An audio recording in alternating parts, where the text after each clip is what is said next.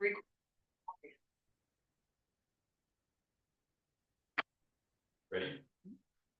Good evening and welcome to this episode of the Port of Cascade Locks Port Commission meeting. It is May 20th, 2025, about 6 p.m.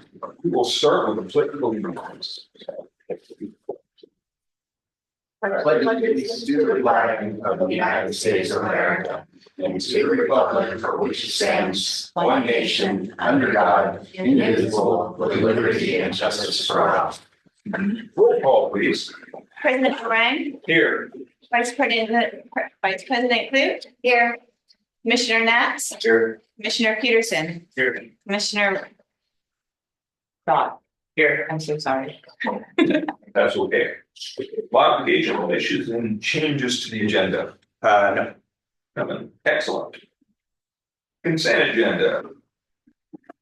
Approval of minutes for commission meeting from April 15, 2025 and commission special meeting May 1st, 2025 for application of bills in the amount of $437,037.52.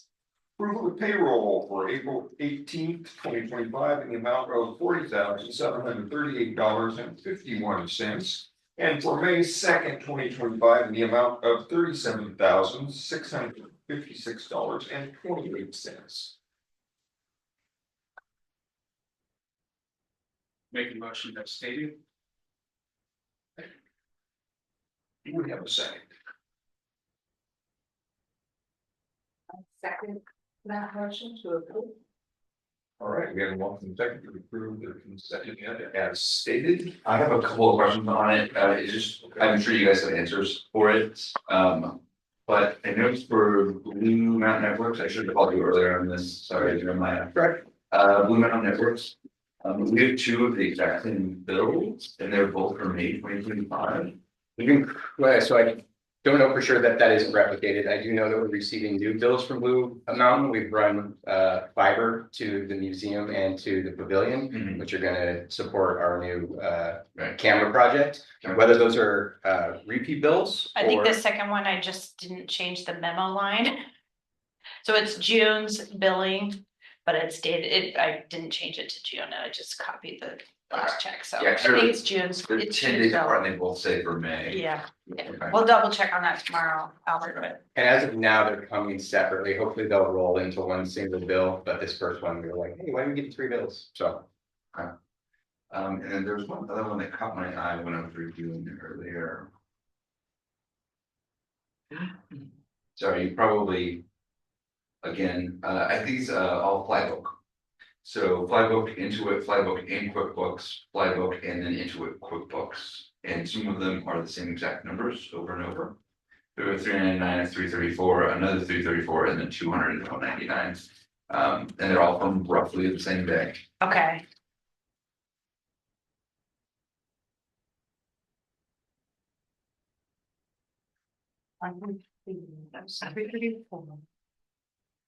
Hold up real quick. Yeah, check on those again.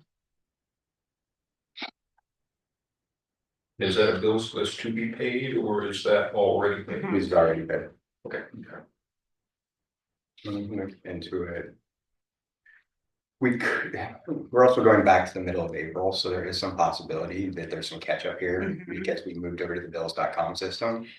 So there could be some potential. I'll have to double check and make Be sure. some we check potential with catch those up and on let that. you know. Okay, yeah, I mean, Look at those both are, of those. in the grand scheme of things, those are, very minimal amounts, but they looked. Good eyes, yeah, So I just yeah, want to make sure that they're okay. yeah, thank you. So we're catching on discrepancies now, I'll have to go back in.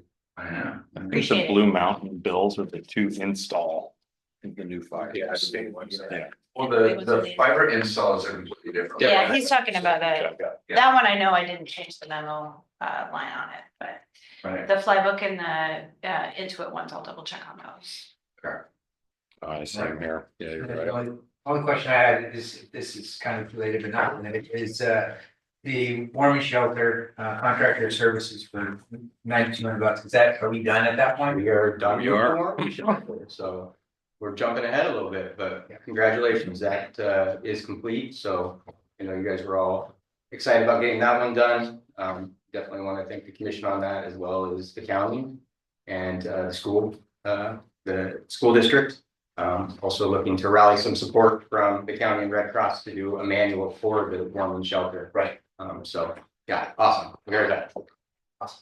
Okay. Done with installation, on to the next phase. All right, okay, there's been a motion second to ratify the consent agenda. All those in favor? Aye.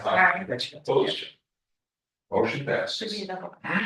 All right, The public comment. Do we have anybody out in TV land that wants to speak? That's Matt Atkins, so he probably doesn't. Okay, excellent. Special presentations and reports by outside resources staff and governmental officials. Bridget God's update. Give them a break. Good evening, everybody. Just give a quick update on the bridge project. And carrying in. Okay. I think we just have a PDF slide to keep it simple today, mostly because my images were high resolution and made a very big file, so fortunately I have PDFs. So just a quick update and for context, for this meeting, this will just be fairly brief, answer any questions. I do anticipate that in June, we'll have a lot more new information about the results of what we've done. July probably will be fairly quiet, and in August, September, October, we'll have lots of new information about the work that we've completed. So that's just kind of general context for I think how it's going to play out in the next few months. So we'll just kind of run through the usual status update stuff. So if you could just flip through the next page, it's kind of the same agenda we always do. And then the dashboards, you can kind of just click through that.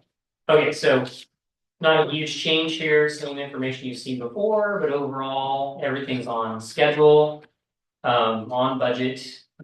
As an example, we are 27.5% through the end of April spent on the authorized budget for the work that's in the full scope of the project for everybody all in, for all the work that's happening. That's actually right on plan with our planned progress of 28%. If you look at the schedule, it's about 38%, because it just takes a little time to get ramped up. And now we're kind of in that, starting in that really heavy burn of the work we're doing over the next few months. And then the results will kind of come in near the end of summer, and we'll talk about things in the fall in pretty minute detail. So yeah, I mean, that's just kind of your overall status snapshot of where we are in the budget. So next slide. And there's kind of a different way of looking at it, kind of over the months. The orange in the graph shows you where we are. The blue kind of shows you where we plan to go in terms of progress, which translates to completion of the work, expenditures, things like that. And then the slide, the little pie chart on the left there of that one was just of all the steps that we're working on, what's been complete, what's sort of in progress, and what's not started because it's just not yet started because it's waiting for something else. So everything's on plan. So next slide, again, I share this, and so it's interesting. I say in my line of business, no news is good news. So there's not really anything changed here, nothing exciting, terribly different, really, to be honest. It's all the same. Of the 7 major deliverables, of course, we finished the one, which is not, it's not like a report, it's all the survey that we did. And it's all digital, and it's something that we have available to support for any future work. And that's scanning the land and the bridge and everything that goes with it. So the other deliverables are still coming. So next slide.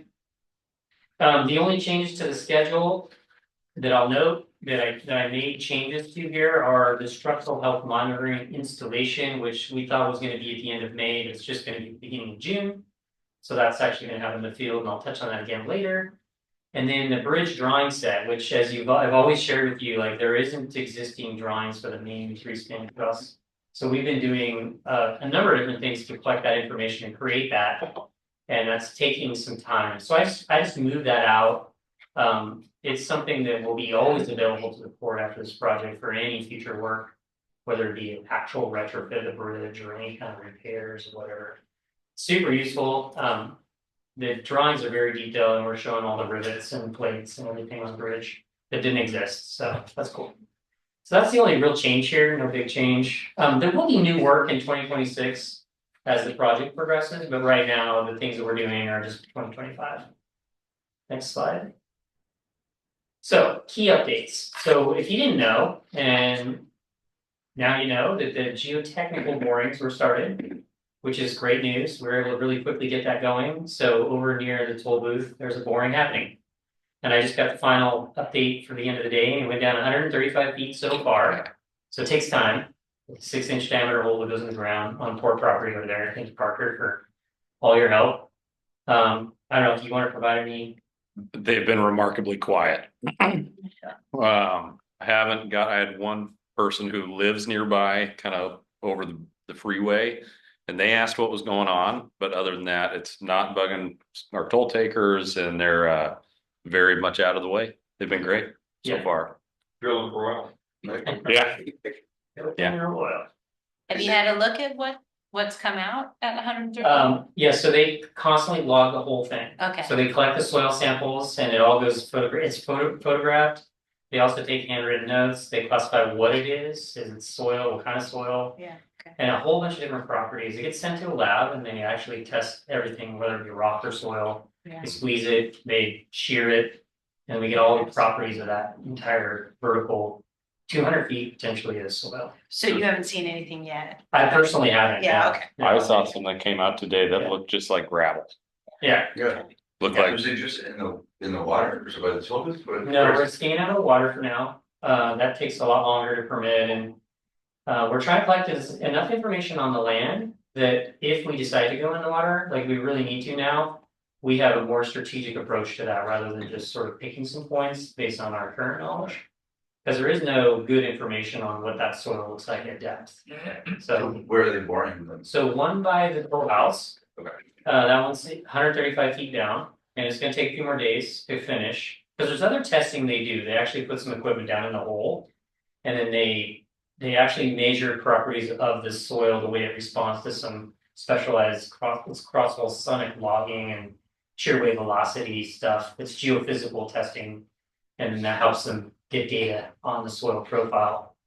That's gonna take a little bit of time as well over the next few days, and then to finish the drilling. And then they'll move to, there's a little parking lot under the bridge where the bridge mural is. Yeah. And we've been working with the DOT, Oregon DOT, to make sure that we put that in the right spot. And if you go by, you'll notice there's some painting on the ground to make sure we don't hit utilities. So we figured out where we want that to go. There's actually 2 spots marked, and the one that's furthest towards the bridge side cafe is the one that we're going to use. It's going to take about the same amount of time as the one over by the toll house. Mhm. And then once that's all done and we've got some additional clearances on the Washington side, we'll go over there and do the same thing. So 3 locations. I guess if we're not, this is just purely for my own understanding, Sure. but if we're gonna be digging. Sounds like above where the river level is at. Yeah. If they're digging down, let's say 200 feet, would that be the equivalent of the bottom of the river? Or would that still be high, you know what I mean? It Like, should if the be river's lower. here and Yeah. it goes down and Yeah. you're actually drilling up here, then. There's a whole bunch of extra space. Yeah, so a couple things. So we're actually looking for some certain rock. Okay. And once we hit that rock, actually, we'll be mostly done. We'll probably just go 15 to 20 feet into that rock. Because we know generally the geology of the area. And so we know once we hit certain rock, we basically got to bedrock, whatever that is. Right. There's lots of different rock down in the earth. And so the 200 feet is, it could go up to that far. Right. So the Bonneville landslide that came down from the mountains, Right. pushed all the way across the river. We just don't know exactly how deep and exactly how far. Right. So the one by the toll house should give us an indication. Right. We actually expect that one to tell us that it didn't get that far. But then the next one over in the parking lot, we do expect to find that a lot of the material that's on the Oregon side was landslide deposit that pushed up against Right. the side of the river. So that one also, we could go down as far as 200 feet, and we're really just looking for bedrock. So then if, say the landslide did come down, right? Mhm. Oh, we obviously would it, right? Yeah. But it came down, and I know that previously, a few months ago, you had mentioned that one of the things we're trying to figure out is if the pilings that were built for the bridge, were they just on some of that, like basically loose gravel? Right. So whenever you guys are looking, is it, you're looking for the loose gravel or you said the bedrock, but like, do you know the difference between what would be not bedrock versus what Yeah. would be? Yeah, there will be other rock. We've encountered other rock. There can often be what's called basalt rafts, which are literally like rock rafts of basalt that flew through the area, like it flowed through the area. We're also looking for groundwater. Interestingly, when it comes to landslides, the location of groundwater and how porous the soil is and the properties of the soil will affect probability of landslide. So we're looking for that as well. And then, yeah, I mean, probably the single biggest thing is trying to figure out what is the bridge founded on. Right. But also just knowing what the soil is throughout that entire profile or column of soil helps us to determine really what happens in an earthquake right at the site. We know when an earthquake happens way down deep in the earth, kind of what that generates in terms of like movement. Mhm. But then when it comes to a certain site location, it can look different if it's soft or hard soil. Right. So getting that information tells us exactly what a much closer, I don't know if exact's the right word, but a much closer calculation of how the earth will shake at the bridge in an earthquake, wherever that is generated from. What are your expectations of having Washington actually be completely different? Pretty high. Profile than Mhm. Washington, than Oregon? Yeah, pretty high. The Bonneville landslide several centuries ago. Yes. So Yeah. it could be more sediment in Washington side. We do expect that, yeah, a lot more just boulders and sand and, you know, kind of what you see. In fact, it's interesting in the historic pictures, you see more of it because a lot of trees have grown since then. Mhm. I think they just kind of took all the trees out when they came in, and so the picture, all soil and rock. Interesting. Yeah. Do you think you'll have more borings on the Washington side, closer to the piers? So for now, we're just doing only what we need to make a good determination of the bridge's seismic vulnerability. Eventually, if the project moves forward with actual work, like foundations, new foundations, then we do a lot more borings and in the water for sure. So for now, we're just trying to be really strategic and just get that one deep boring. And then we combine that with the survey that we did and other geologic data collection that's happened. Like if you have a monitoring well or you install a well, that data gets kept and stored in like a database, and we use that to kind of help define the condition of soils out of the site as well as these deep borings. How deep is the river right there? How deep? Yeah. That's a really good question that we don't know the answer to, but the third bullet up there is gonna answer that question. We're gonna do a bathymetric survey of the bottom of the river, because actually we don't really know. Yeah. I mean, I think there's been estimates in the past, but we don't really know. Right. And we also don't know the scour conditions around the piers, because water flows around objects in the river and it kind of creates scour holes, like great fishing holes, Right. like that. Yeah. So we want to collect that information. So we found out that the river is significantly deeper than we would have even hit with that 200. Would we have to go deeper than the 200? No, the locations that we're drilling in won't really matter how deep the river is per se. Okay. The geometry matters, so we do need to know where the bottom of the river is relative to these other locations. Right. But we don't have to go deeper at those other locations just because the river is deeper. Like that has more to do with the tilt of the earth and how it may slide or move. I guess I'm thinking if the landslide came down, it couldn't, and if whenever it was built 100 years ago, Mhm. if the river's deeper and it is on some sort of like boulders or looser gravel, Mhm. that we wouldn't, if you're digging over here, it wouldn't necessarily tell you the pilot where the actual bridge is being held up over here. Yeah, so again, we're trying to get really smart with the money that's available, right, and not do more than we have to. So kind of only what we have to do and nothing more for now. Right. So we do believe that the underwater imaging, which has 3 parts, there's going to be a scan of the pier, looking at the pier with equipment down below. Yeah. And then there's also going to be just like, what does it look like sort of from an aerial view across the river under the bridge? And then the third piece is like hands-on, like diving and looking to see if there's any Gotcha. anything on the pier. As I was saying, we'll get you some scuba gear, man. Yeah. Down there. Yeah, and I think, to his point in terms of being strategic, right? So with these multiple borings that we have, what it does is it starts to create a picture where we generally start to understand like, okay, this is the particular material that was here, which means generally that's what's going to be there under that pier. So you start to build this image. It's not exact. It's not clearly not the boring we're not doing there, but you take underwater boring by those piers and you can stack on a year's worth of permitting, Army Corps, going through the tribes, like it just becomes a project that gets really drawn out and gets really expensive to get to the end to find that information. Whereas this, for strategic, we can kind of put together a big enough picture. And then again, if the project moves forward in a different direction, you'll go, I definitely am going to need to do borings there. And I kind of have a pretty good idea of what I'm going to find because of this. Yeah, Right. yeah, all true. Yeah, I'm sure that there's not just some random boulder that's like just randomly balanced and they just put it on top of. I'm just kind of curious on like how we would be able to make sure that we're confident with that it was built on by drilling holes, not where it was built. Yeah, I know, I appreciate that, and we'll show you with pictures and some images and stuff. Because another whole part of the story is those historic photos. Yeah. So we actually have some amazing images from when the bridge was built. Yeah. That I believe the builder took to document kind of what was there. That they were gonna need to excavate. You know, it's kind of like if you had a project here today and you were gonna go do an excavation. Probably take a few photos and tell your excavation guy, you know, this is what you're excavating. Right, so we have a pretty good sense, and also we have pictures of the pier and what's around the pier after it was built, so you know what they took out and sort of like. You know what I mean? And then we do have drawings that show how they built the piers and what they built them on. And I mean, we don't know for sure, but we don't actually think that the bridges were put on rock. Like, it might have been a basalt raft. But more likely it's a bunch of big boulders and cobbles that came down from the bottom of the landslide. Right. Pretty much. That's also something you can see in this project as it moves forward is David coming back with us and saying, okay, there's this much money left. And these are the things that we found out. These are the things we still would like to know. This is the way that we can kind of spend these last dollars based on what we figured out. And we might very much come back and be like, hey, do we want to go and do underwater borings? This is what it would cost. This is the information we'll get back from it.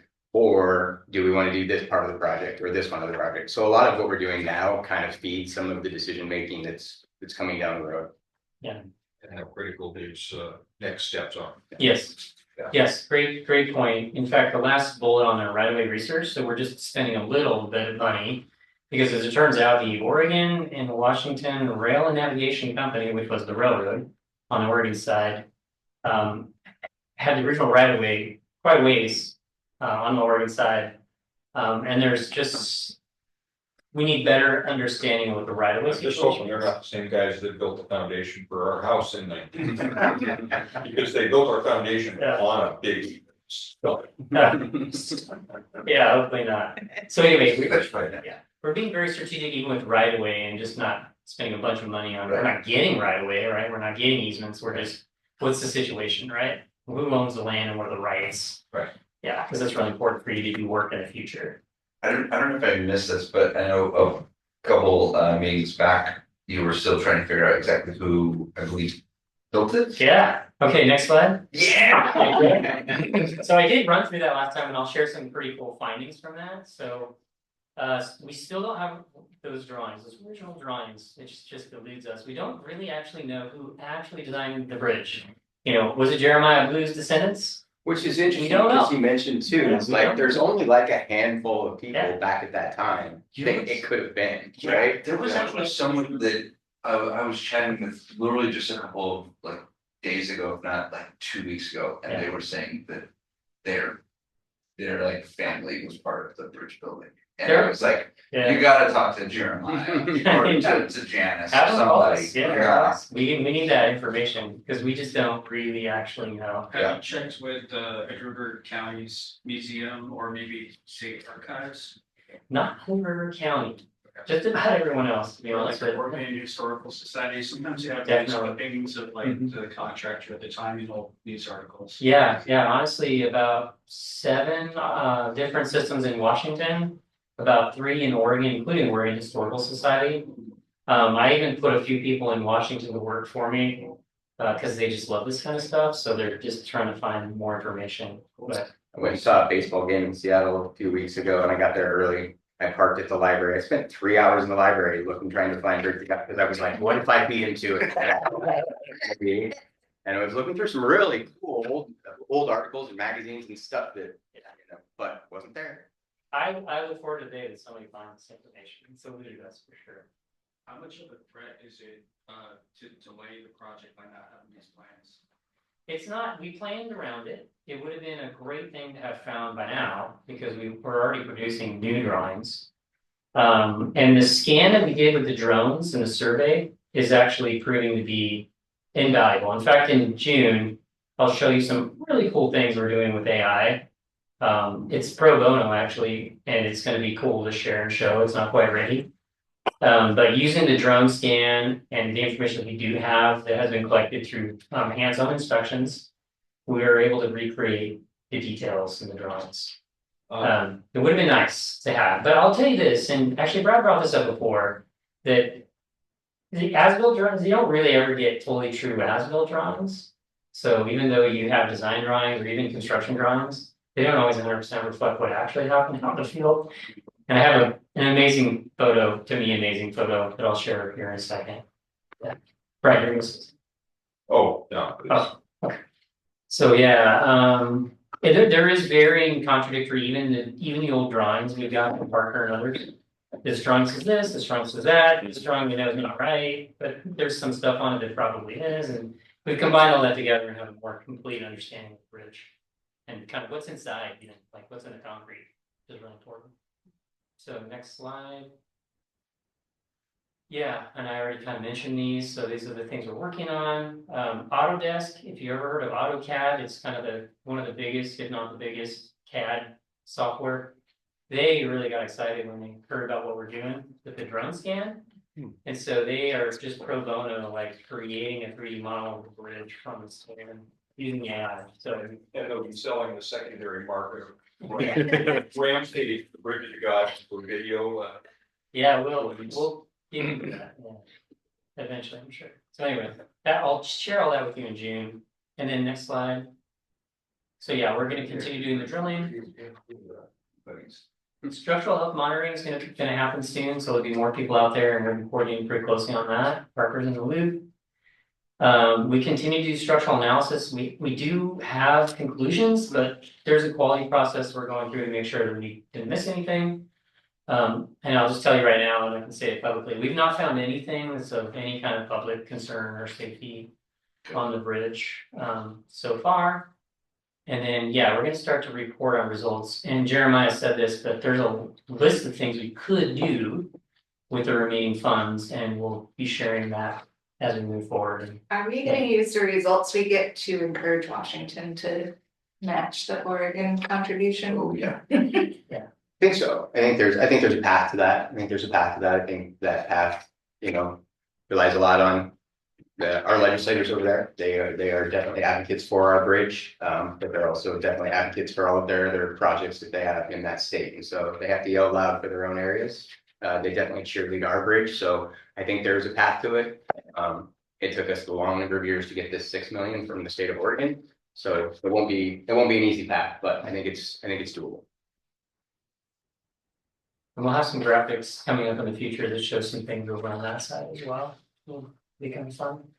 So next slide. So I'll kind of go through this kind of quickly. I already mentioned a lot of this, but we're also we're collecting a list of things we need to know that we just don't have on the bridge. And then we're gonna have people go out and climbing on the bridge and measuring dimensions or getting a better picture of something that we just don't have. That's probably gonna be later in the summer. And we'll coordinate that very closely to make sure it doesn't impact any other things that might happen on the bridge. And the structural health monitoring is currently planned June 9th, so that is going to happen. And it's an installation of technology on the Oregon side. And actually, when we get there, if anybody wants to go out and stand there and point at things and talk about what's being installed, I'd be happy to help do that as well. Next slide. Quick question. Robert. Yeah.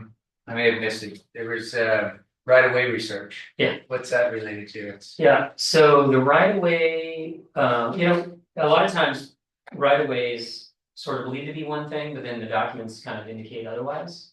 So in our preliminary look at the right of way situation, we discovered that there's a lot of old right of way that relates to the railroad that was originally there, which usually gets handed down to whoever bought them.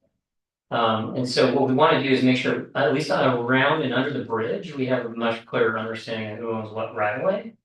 So that in the future, if a project comes along, like you have to do some construction, you know whose land that is. So you know what then the process is for doing work, getting permits, that kind of thing. So is there surveyors running around there, putting new stakes in the ground and all that good stuff? Yeah, we don't expect this part of it, so it's only a small addition, we already did the survey research. But this part is a little bit deeper dive into some old historic documents. And also delineating a little bit better between ODOT, Oregon Parks, Port, and Railroad. And this kind of all revolves around the pier that has a mural on it, is where we're looking for some more clear answers. It's not a lot of effort, but yeah, Cool. yeah. So I guess you did miss, Albert, the findings that the Puget Sound Bridge and Dredging Company built the Bridge of the Gods. So that was the key takeaway that we did discover through the Museum of History and Industry in Seattle.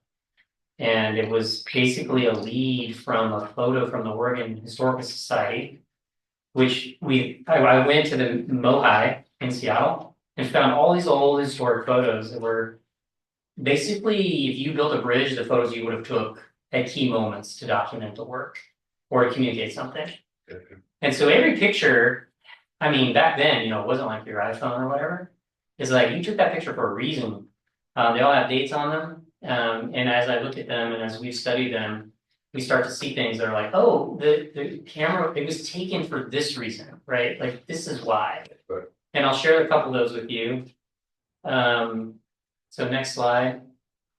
So you won't be able to see this really well. This one kind of threw me for a loop because it's not a final answer right now. There's a little, and down underneath there, it actually says, Bridge of the Gods, Cascade Lock, Columbia River, 1925. And I thought, was the bridge built in 1925? And we've already passed the centennial. Right. I was like, no. So nothing else indicates that that's actually true. I think the picture was just mislabeled. Everything else that's in these archives and files indicates 1926. It's a good shot of the multicolor though. Yeah, when the bridge was first kind of finished, they didn't finish painting it until near the end. I don't think it's intentional, but I don't know.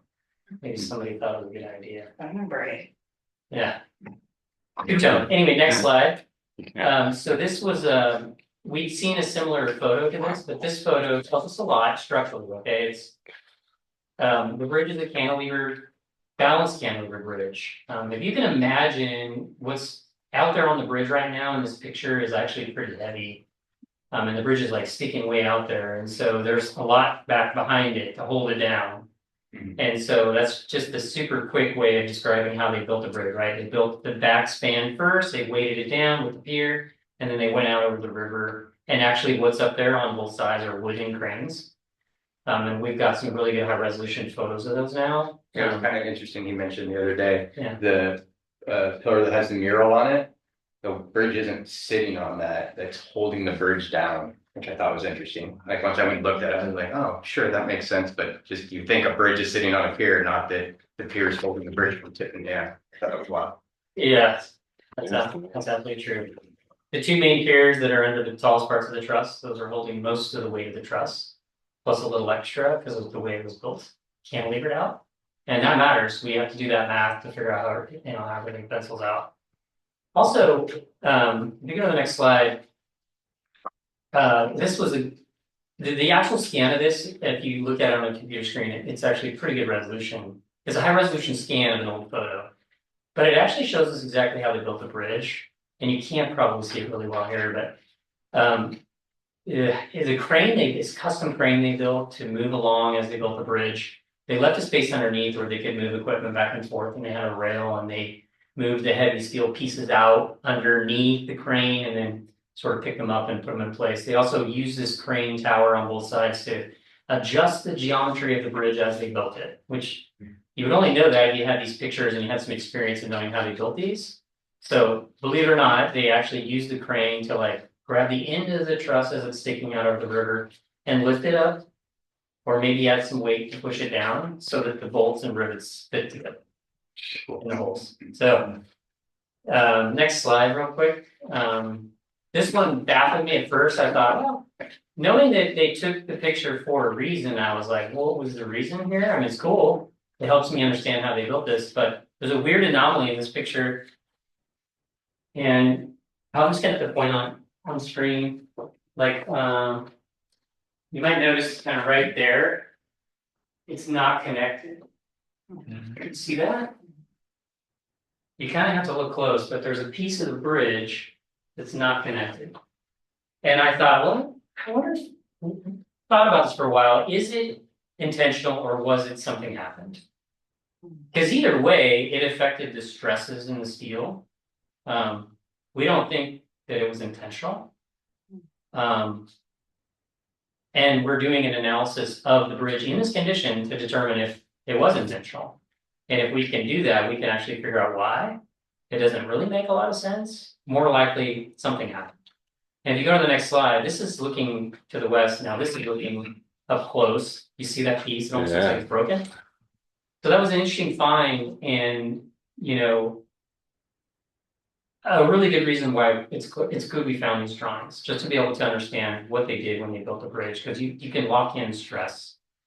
And then if you go to the next slide, it's actually the same time, exactly, almost, from the other side, and the same condition was in place. And again, knowing that they took photos for a reason, somebody documented this.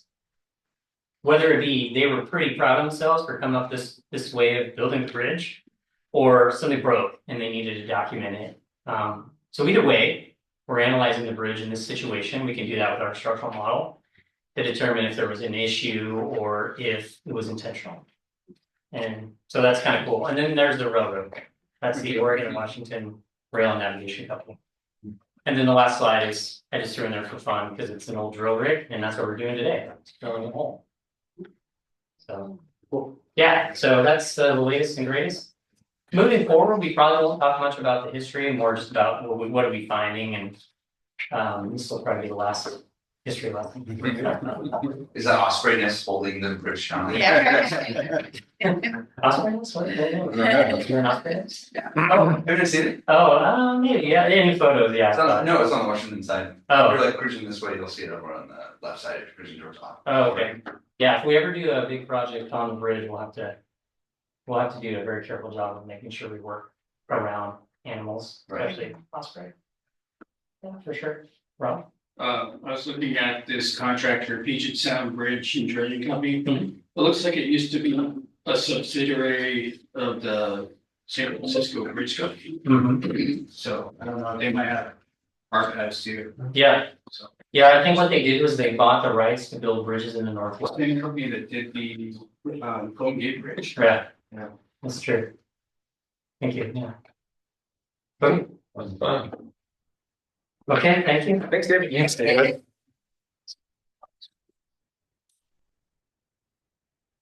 All right, we're going to do the.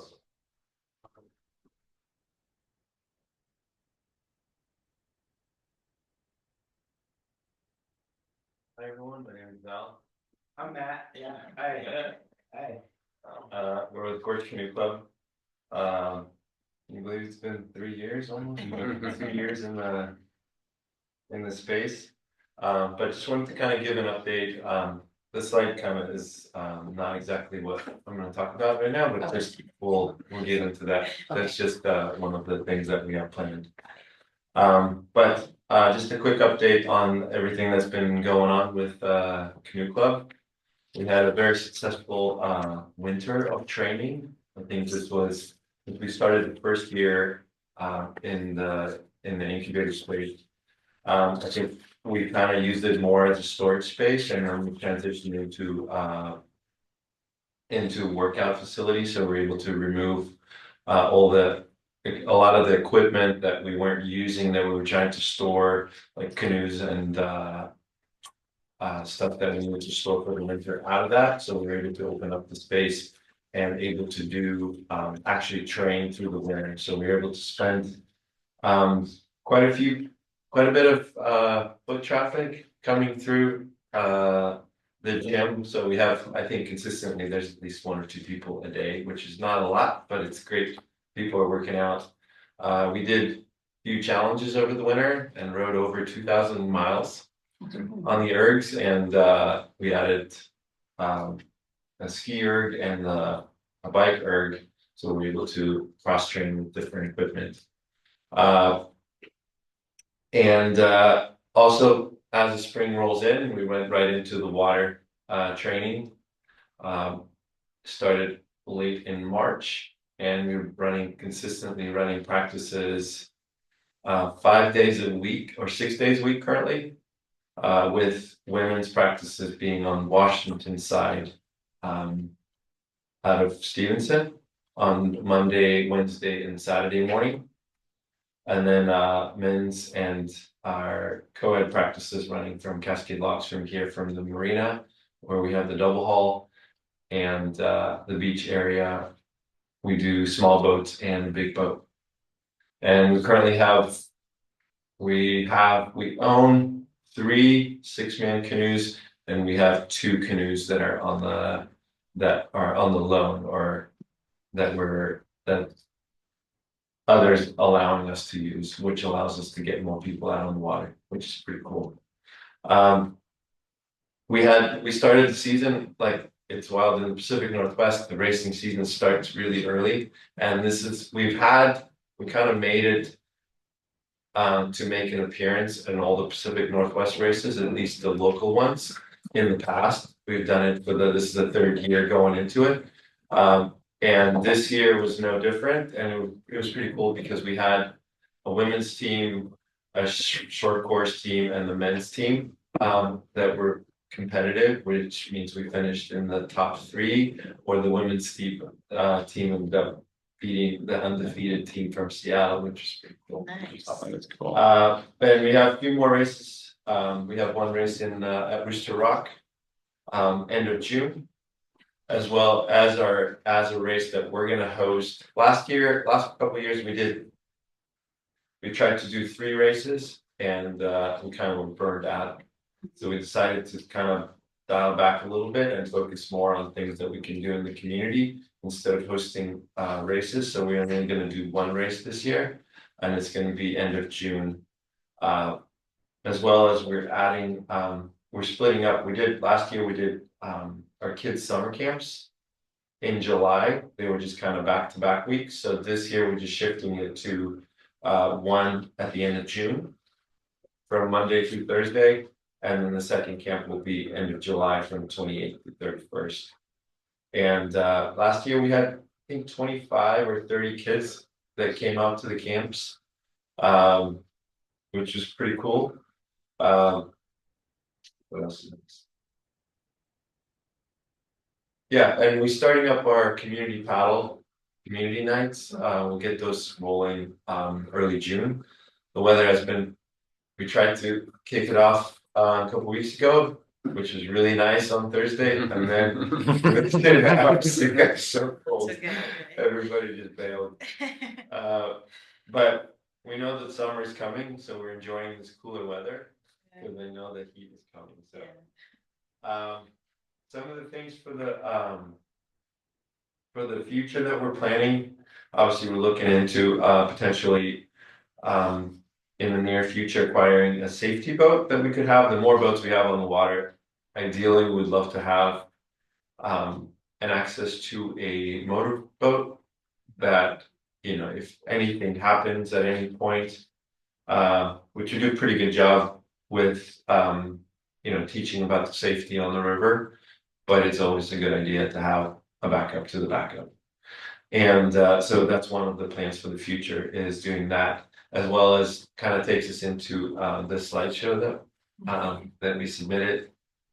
And it's just a draft of one of the issues that we've had, not necessarily an issue, but it's something that could make our lives a lot easier, is to have a summer storage at the marine beach where CJRA is. And we've been working closely with them, and they offered to potentially separate the containers. So we wanted to bring an idea to the commission about potentially separating their containers apart and then setting a building two enclosures, two walls on each end, so we're able to store some of the equipment and have our summer camp kayaks as well as some of the small boat equipment over at the marina or at the beach. And that's oh yeah, we did this last weekend. We did our first long run. So we had a team from Hood River and Portland came out. It's kind of spur of the moment. Decided it was windy. We did a 20-mile run from Cascade Locks to Hood River on the waves. It's a good day. Yeah. 3 hours. It was pretty tired. That's 3 hours. Yeah, Oh, That's gonna hurt. that's it. it was windy. It was blowing pretty hard, so it's pretty exciting. We wanted to add more of those. It would have been Sunday would have been our first race if we would have done them again this year. But we're taking a break from that for at least for a year. We'll see how things go. Excited to see how the summer goes and all the traffic. Awesome. Very cool. Yeah, Thank you for the update. yeah. Any questions? In terms of funding for this project, do you guys have the money for it? Are you trying to fundraise for it? Are you hoping that the port will contribute in some fashion? Like, what is your thoughts on the funding of that project? I think we have we have been from our fundraisers, we have saved some money, so we have on something like that, we definitely have. We don't plan on having huge infrastructure and working with CGRA. They offered to assist also with moving, so we wouldn't need to have too much help with building it. Just want to see if it would work with the port. Is that CGRA's land right now? Or is it just? Hmm. It's ours. It is ours. And so the idea is that there's two containers, you separate them and basically just a fence on each side or a wall?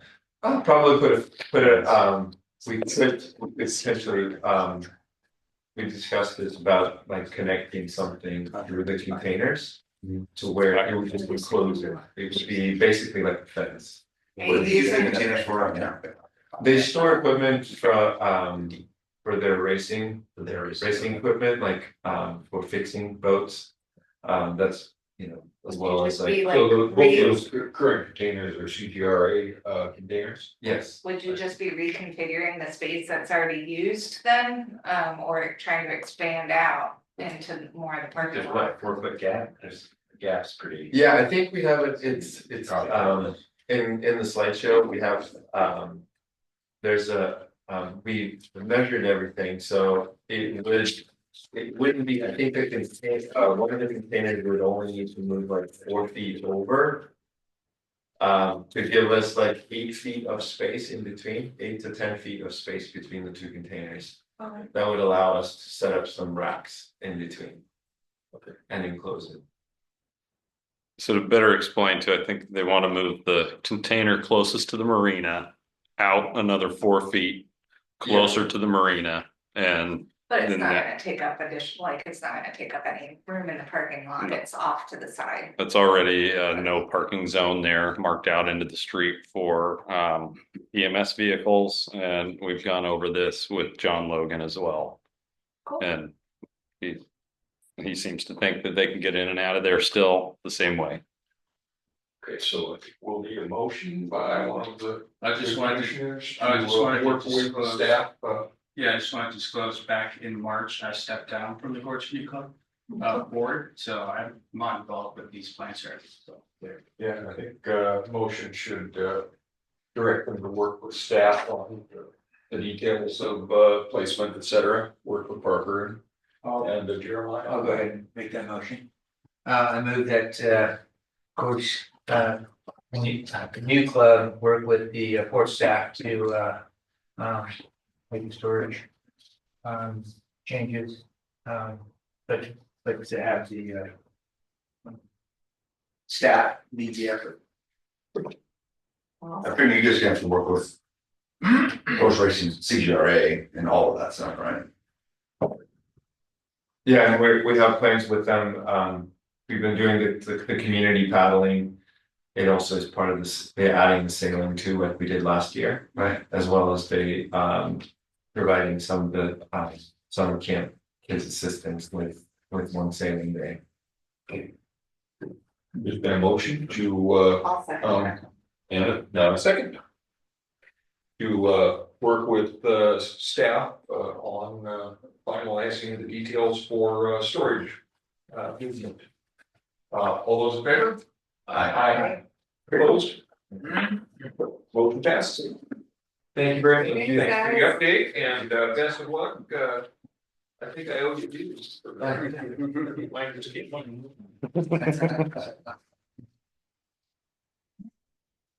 You gotta get on that early. Right, What's that? you gotta get on that early. Yeah. Well, one of the things that, I forgot to mention, 2 weeks ago, we acquired a rowing skiff. So for all those people that are more interested in rowing, I did a first lesson with Jared yesterday. Introduction to rowing on the Columbia, which is pretty cool. The boat's pretty stable, so I learned how to use the oars and basically learn sculling.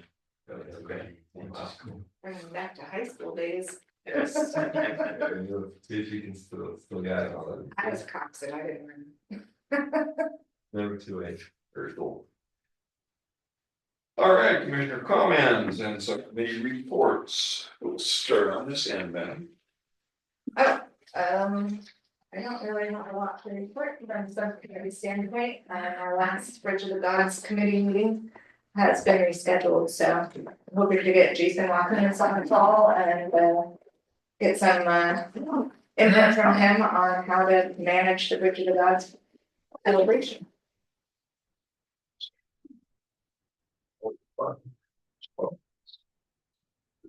Perfect. I'll give an update as it relates to what's going on with the mountain biking community. So over the winter, Northwest Star Alliance has been busy building.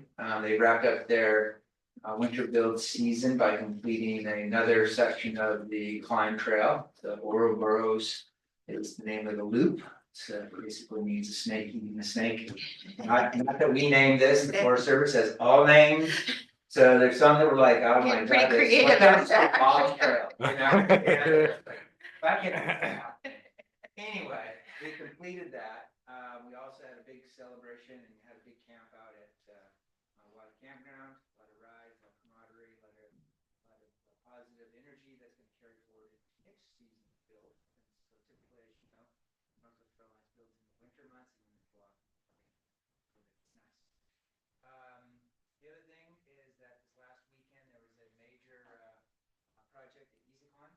Gave it a haircut.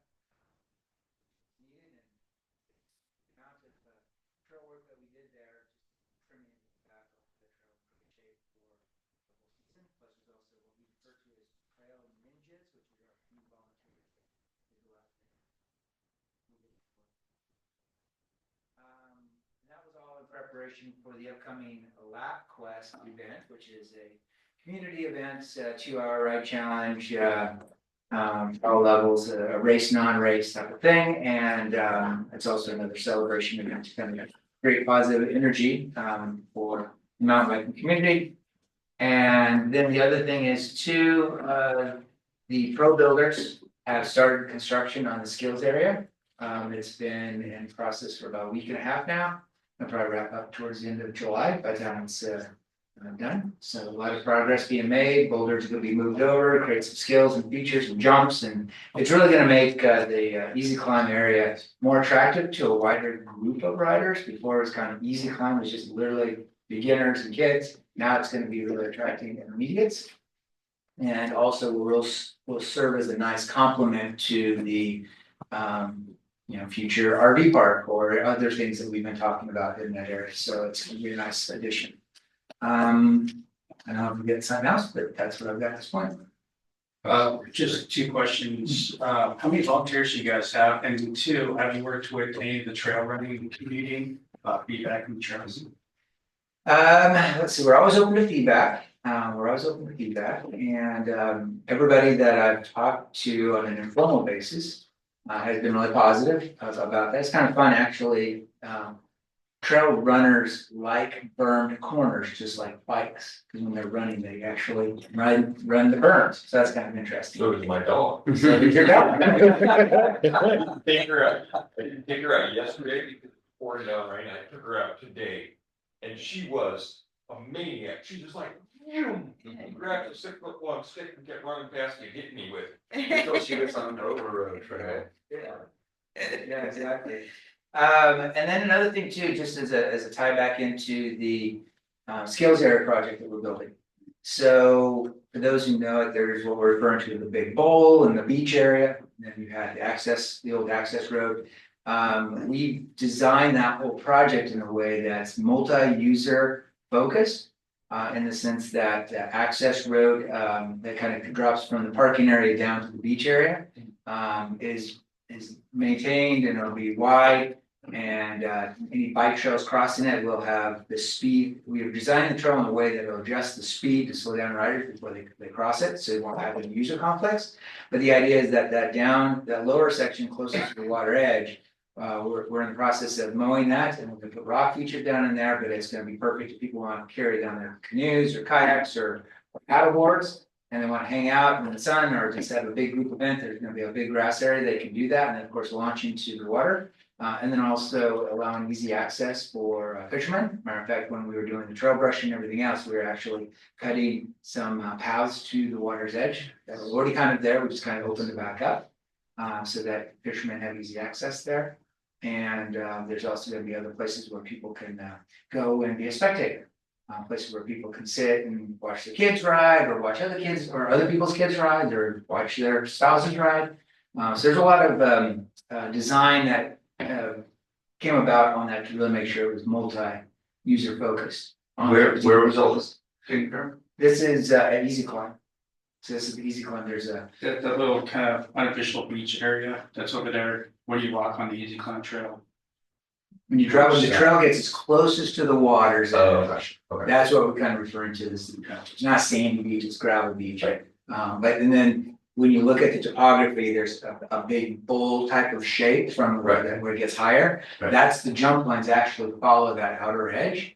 And then down in the center area, next time you're down there, you'll see that we've mowed all of that. And that's where we're going to put some features and whatnot. But that'll be something that we'll continue to maintain in the future, keeping it on mode so it becomes sort of a gathering place as well. Would you like to see picnic tables in that area? Or? The design intent is keep everything as natural as possible, so probably no man-made materials. Matter of fact, we're actually been all our features that we're trying to build with rock and dirt versus bringing any, cut lumber or anything like that as much as possible. And it seems like if you were to do something like that, you would need approval from the port because it's the port's land, not necessarily easy. Correct. Northwest shorelines. And everything, and by the way, everything we've been doing, we have been in concert with the ports to make sure that everybody has the same vision of what's being created, so there's no missteps along. And this is finishing up, basically, this is sort of like the last portion of that Easy Climb project generally. So this is basically phase 3 basically of that project. Correct. Yeah, that's a great point. This was all part of the vision that was the vision for this project back in 2011, when Easy Climb started. It's just taking a while to get all the way to the final. So, but that area between the upper trail and the lower trail was always intended to be kind of a skills area.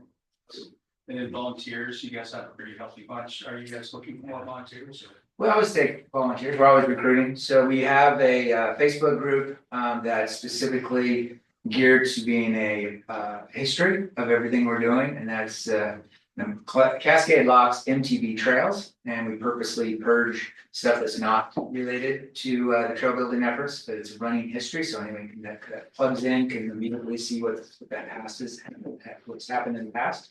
And then as it relates to volunteers, I'd probably say that we're probably about 175 individual people have been out to work on trail projects, and they end up on the list. So that's a lot of people, and they're coming from all over the place. So a lot from Portland, because that's where Northwest Trail Alliance is really based. But Stevenson, Cascade Locks, Mosier, white salmon, Hood River, like from Hood River as well. So I mean, it's a pretty good pool that we're bringing people from. So. Yeah, it'd be great to have, once you're done with all these projects, have a plaque out there recognizing Northwest Trail Alliance for their volunteer hours as well. Yeah, so sure. Thanks. Great question. As far as my updates, first week of June, I have a NODOT Region 1 ACT meeting, and then also meeting up with Hood River Energy Council. So I'll be checking in with staff to see if they have any feedback to get back to them. I had a chance to check out the Mitchell Point Tunnel recently. It's officially open. I think Jeremiah and I went there 2 summers ago to check it out while it was under construction, but it's really beautiful if you want to check it out. Quick eye on the bikes up there. Yeah, and then the historic highway just recently opened a section from Keener Falls to Noma Falls early before Memorial Day. So if you get a chance out there, it's a nice place to the bike. And good luck to everybody on the elections tonight. I think we've got a good chance. Yeah. Albany Miller did still, Yeah, I was gonna say, so you might go to right in like once. Rob, you are gonna be here in 3D at the June meeting, yes? I will be Okay, there. good. We need you in 3D for that one.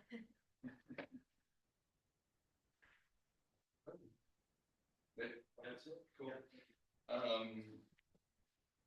So a couple weeks ago, actually, it was very good to hear about, wrapping up the, basically the warming, or I guess, the warming shelter or the cooling shelter. Transfer switch. Yeah, it's great to hear that, because a couple weeks ago, I met with, I don't remember her last name, Sierra, and actually a whole slew of different people from, different, departments and different, universities. But it was about mass care pilot study, and so they asked like a whole hour's worth of questions about how that idea came about, what happened, what kind of, process we went through, what stumbles, what hurdles we had to go through. Charles Young happened to be on the call as well, so he was able to identify a couple of things and provide some details, so that was really great. But that was all around basically us creating this warming shelter. So thanks again to everybody for making that come to life. So that was fun. It was really hard to get our schedules aligned, but it finally made it work. I was able to go to the governor's conference actually on tourism with a couple of different folks from the town. One of the highlights was definitely meeting with with an individual who was able to give us a lot of background on campgrounds and designing out campgrounds. I believe I mentioned it already to the team, but we can get 5 free hours out of their services. They actually knew you. I will need to find the name again, but I guess to that, I am curious. I haven't seen it here and I haven't heard anything. I wasn't here at the last meeting, but what are there any updates? Yeah, so we can talk a little bit about. You done? We got it, so if you wanna come back to that, because it's probably a 2-minute answer. Okay. Yeah, other than that, I am super pumped for summertime coming up. Can't wait to get up to the beach. It's gonna be fun. And yeah, that's it. Yeah, that's pretty much what I had to say.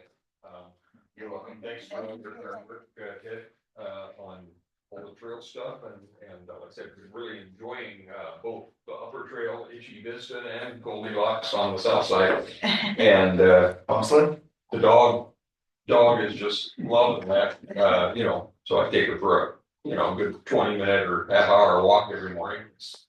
So it's been good for both of us. I've got a thing on my knee right now, but hopefully my knee will be okay. It comes and goes, but anyway, looking forward to the summer coming up and some more activities as much as I can, since Deb's having surgery on the 4th of June. So she'll be down for a month or so. But yeah, we're taking advantage of all the semi-nice weather and been working in the garden and all that, but we're looking forward to lots of things going on here. Man, we got a lot of different things the port's doing, and thanks to everybody's efforts. Can we circle back to me one more time? I'm Certainly sorry, I can, wasn't really absolutely. fully prepared when I got called on, a little caught off guard.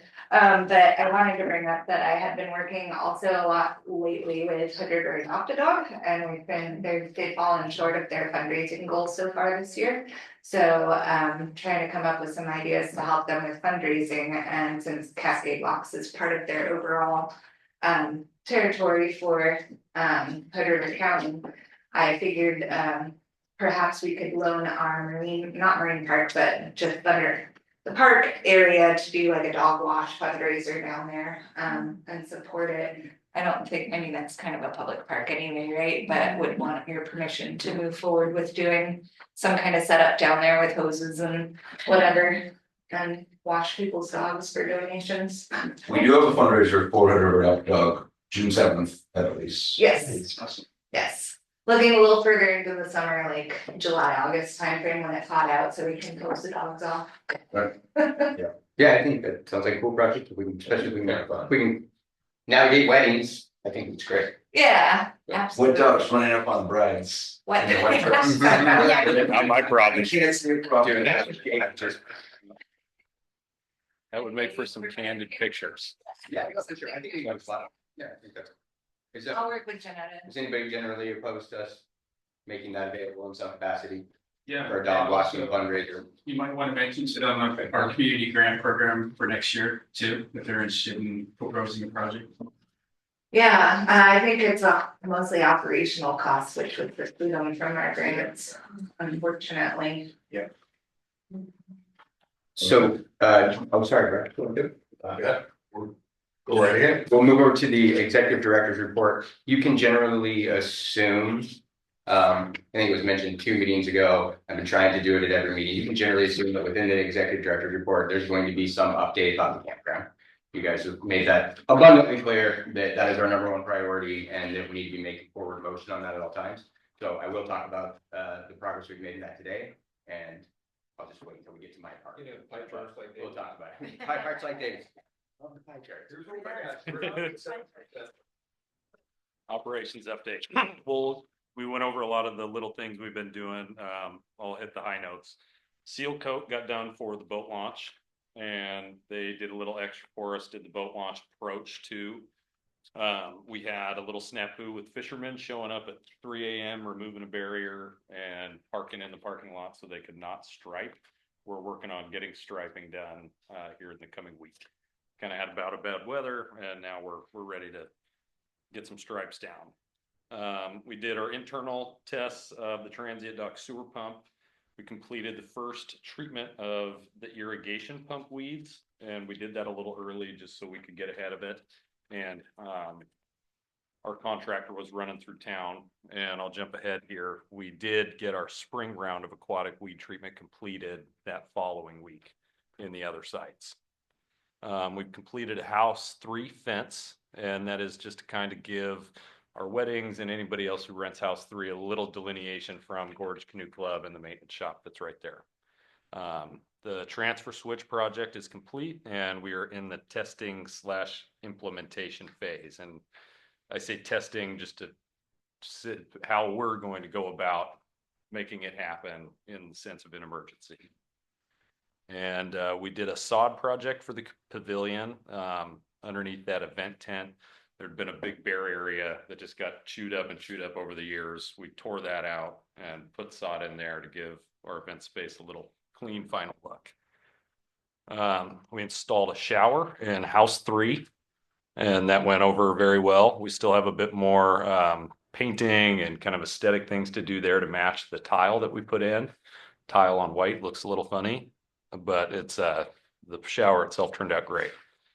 And we have scheduled, and we received our lift here just last night, and we'll be doing gutter cleanings, cleaning out outside of our buildings. I'm going to clean the inside of the BOG Plaza, and we'll be swapping out the flags and stars. We'll swap out the Christmas stars, put up Memorial Day flags. Those will remain for the summer. And then we've got a couple of small leaks on the Flex 6 roof that we'll be using that lift to get out there and check out.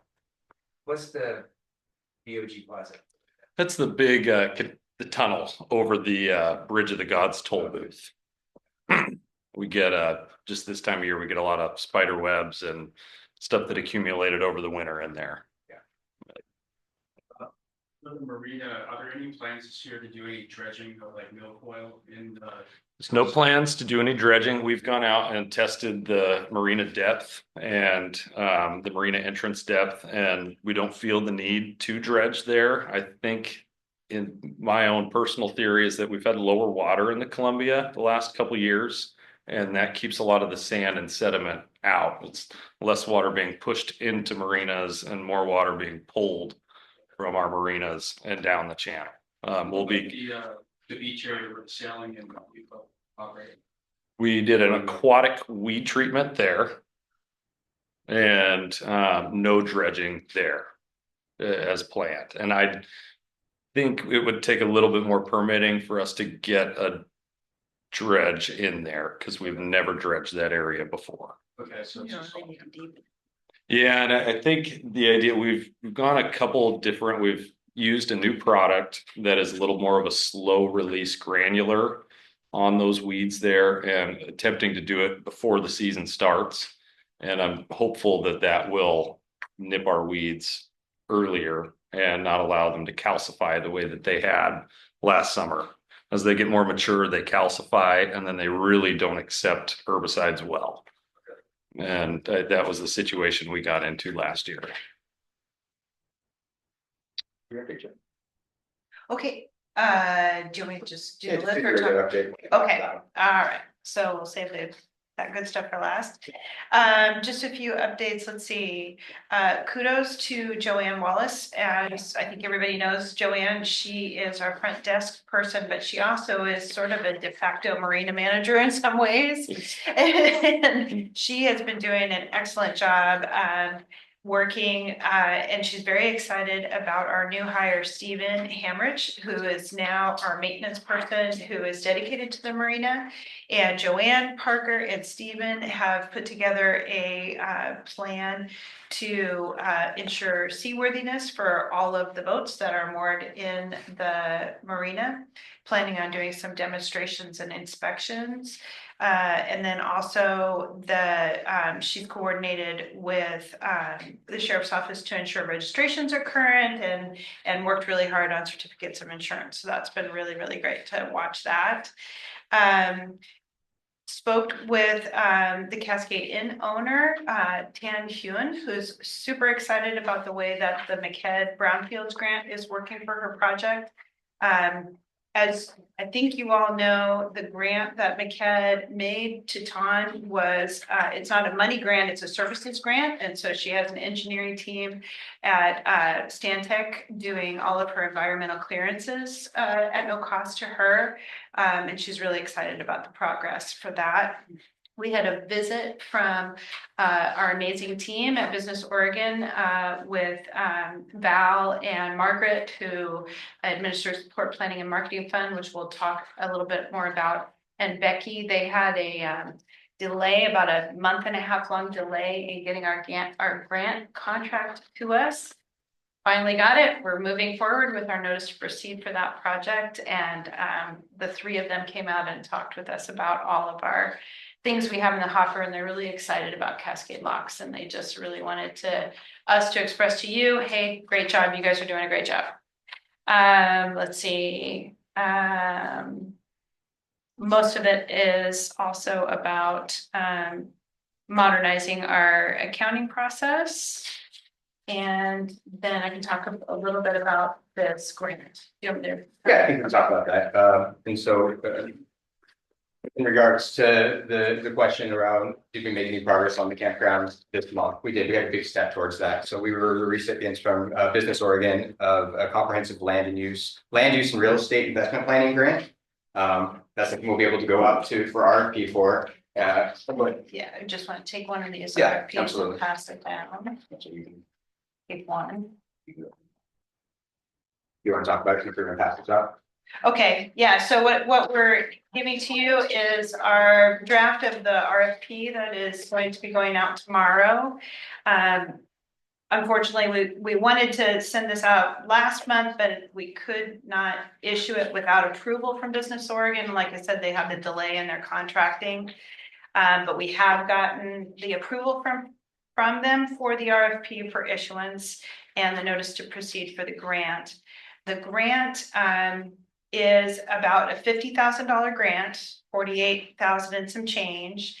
And the purpose of the grant is to hire a consulting firm to work with y'all to the purpose of it is basically to mitigate risk, accelerate project timelines, eliminate waste in time and resources, and maximize the return on investment of public funds.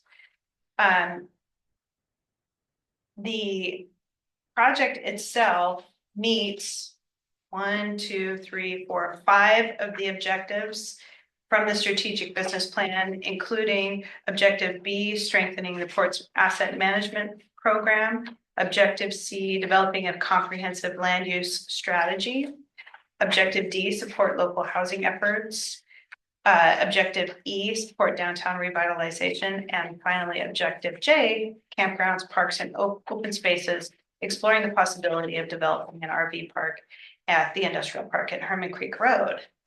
And so how this does that, try to get to my notes here. The way that we explained it to Business Oregon is that the port is uniquely positioned to initiate multiple economic development projects on its various commercial, industrial, public, and residentially zoned properties, but needs help in coordinating and prioritizing these projects for maximum benefit to the community. With recreational and industrial job creation, workforce housing, and downtown revitalization, all major priorities of the strategic business plan, expert guidance on timing and approach for several major development projects can help to create a work plan and timeline to ensure successful completion, mitigating risk, reducing waste, etc. And so the RFP shows you the scope of work. The schedule is pretty accelerated. Through the summer, we had hoped to have the final plan to you in September, but with this delay, we're pushing it to the October 21st meeting for the final plan presentation and approval. And so, like I said, that's going out. We have 2 firms that we're reaching out to specifically to make sure that they receive the RFP, but we'll be publishing it broadly on Oregon Buys. And hoping to find some real estate investment geniuses for you guys to work with and to get all of your individual commissioner priorities captured and recorded and organized in a way that we'll be able to move forward with multiple projects instead of sort of 1, 2, 3, maybe doing multiple projects at once. This also dovetails specifically with the Travel Oregon grant. Yes. Which we'll be buying. The Travel Oregon grant, we will know a decision on June 17th. On June 17th, and that's a big one for us, with these 2 grants running at the same time. That's where we're gonna get into some of that fun stuff where me and individual commissioners take some field trips out there, start visioning what it looks like. I would already encourage any of you to start pulling out those overlay maps and designing your dream campgrounds. Me and Genevieve have done it a few times in a few different ways, but just trying to generate ideas. But that's where we'll see some of that work start to come together. If for some reason we were not to get that grant, we would come back to this commission and say, so listen, that grant is there, that money's not coming. Do we want to move forward on our own with our own design, knowing that there's a few steps we still need to get through. We still need to get through community outreach, right? We need to have some other people be aware of this. We need to have some not designs, some drawings, some things that people can start to vision what we're going to have out there. And once we sort of have that community support, that can help as well. But the initial pre-development tasks that are going to be sort of big ticket items, big expenses, are really around the planning and application for the zone change.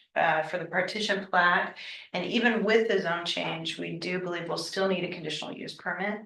And so those are 3 big planning efforts that will benefit from grant funding for the consulting, so we can save your development money for the construction costs. We've also done, I feel like, a fairly decent job in creating a decent relationship with the city, right? And so the city is well aware that we're talking about a campground out there, think about a campground out there that would desire zone changes. Obviously, they haven't signed off on it or anything, but they know that that's something that we have in mind. They also see the benefit of the TLT taxes that are going to come in from that, right? So hopefully we will have, just through the relationship that we created with the city, mitigated some of the efforts when it comes to rezoning. But the plat and those will be expensive. But good steps towards the camp. Yeah, cool. Part of this also will be putting together a business plan as well. correct? Yes. Yes, and that's some of the research that I now get tons of campground newsletters, kind of like all these new things. But yeah, so really some interesting deep dives into an owner campground versus an owner operator campground versus owning multiple campgrounds and what that means for the number of spaces you need to start with in order for that to pencil out, right? I mean, you look at a campground with us, it only has 13 spaces. It's only ever going to generate a certain amount of money. And so sort of been getting into that piece of it. And we're looking at a campground and just a number that I'm fairly comfortable because I'm seeing it over and over and over again. We need to be looking at something that's in that neighborhood of 80 spaces to start something up. Right. So I don't know what everybody envisioned when I said number of spaces. Maybe you're like, oh, I thought more, or maybe I thought less, but I'm seeing that 80 is, unless you're going to start there, you're not going to have a campground that pencils unless you are actually working it yourself. Yeah. So, right. Just a couple updates for me. Still have a fairly decent agenda to get through. I did want to let you know that under the Direction Commission, I don't know if anybody remembers, but Pete Happy had recommended that we purchase the corporate membership for the Rotary Club. So I attended my first Rotary Club fireside chat, which was really interesting. They basically sit you down and try to convince you not to join Rotary. They're like, it's a really large commitment. You're going to have to do all. And so I was, wow, okay. And he's like, you still want to do it? So yeah. So at the end, got through that, and then went to my first Rotary meeting, which was really cool. Met a lot of people, a lot of familiar faces as well. As part of our corporate membership, though, and it's something that they said, we expect every member to hit somewhere between 80 and 100% participation in our events, in our meetings, and it holds true to our values of who we are, and it's something that we push.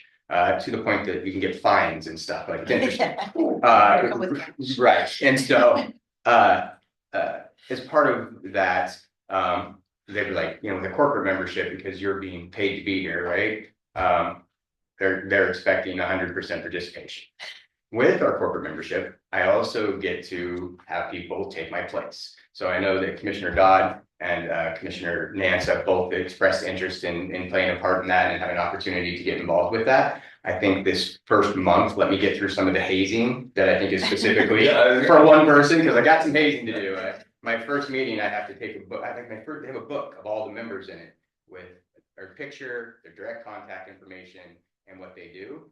And I have to have everybody initial that I met them, right? So I'll be one of the greeters at the next meeting, so I can get some of my signatures and whatnot. I have to make a couple of presentations to the group. I have to recite a few things. So there's a few little hazing things that I need to get through.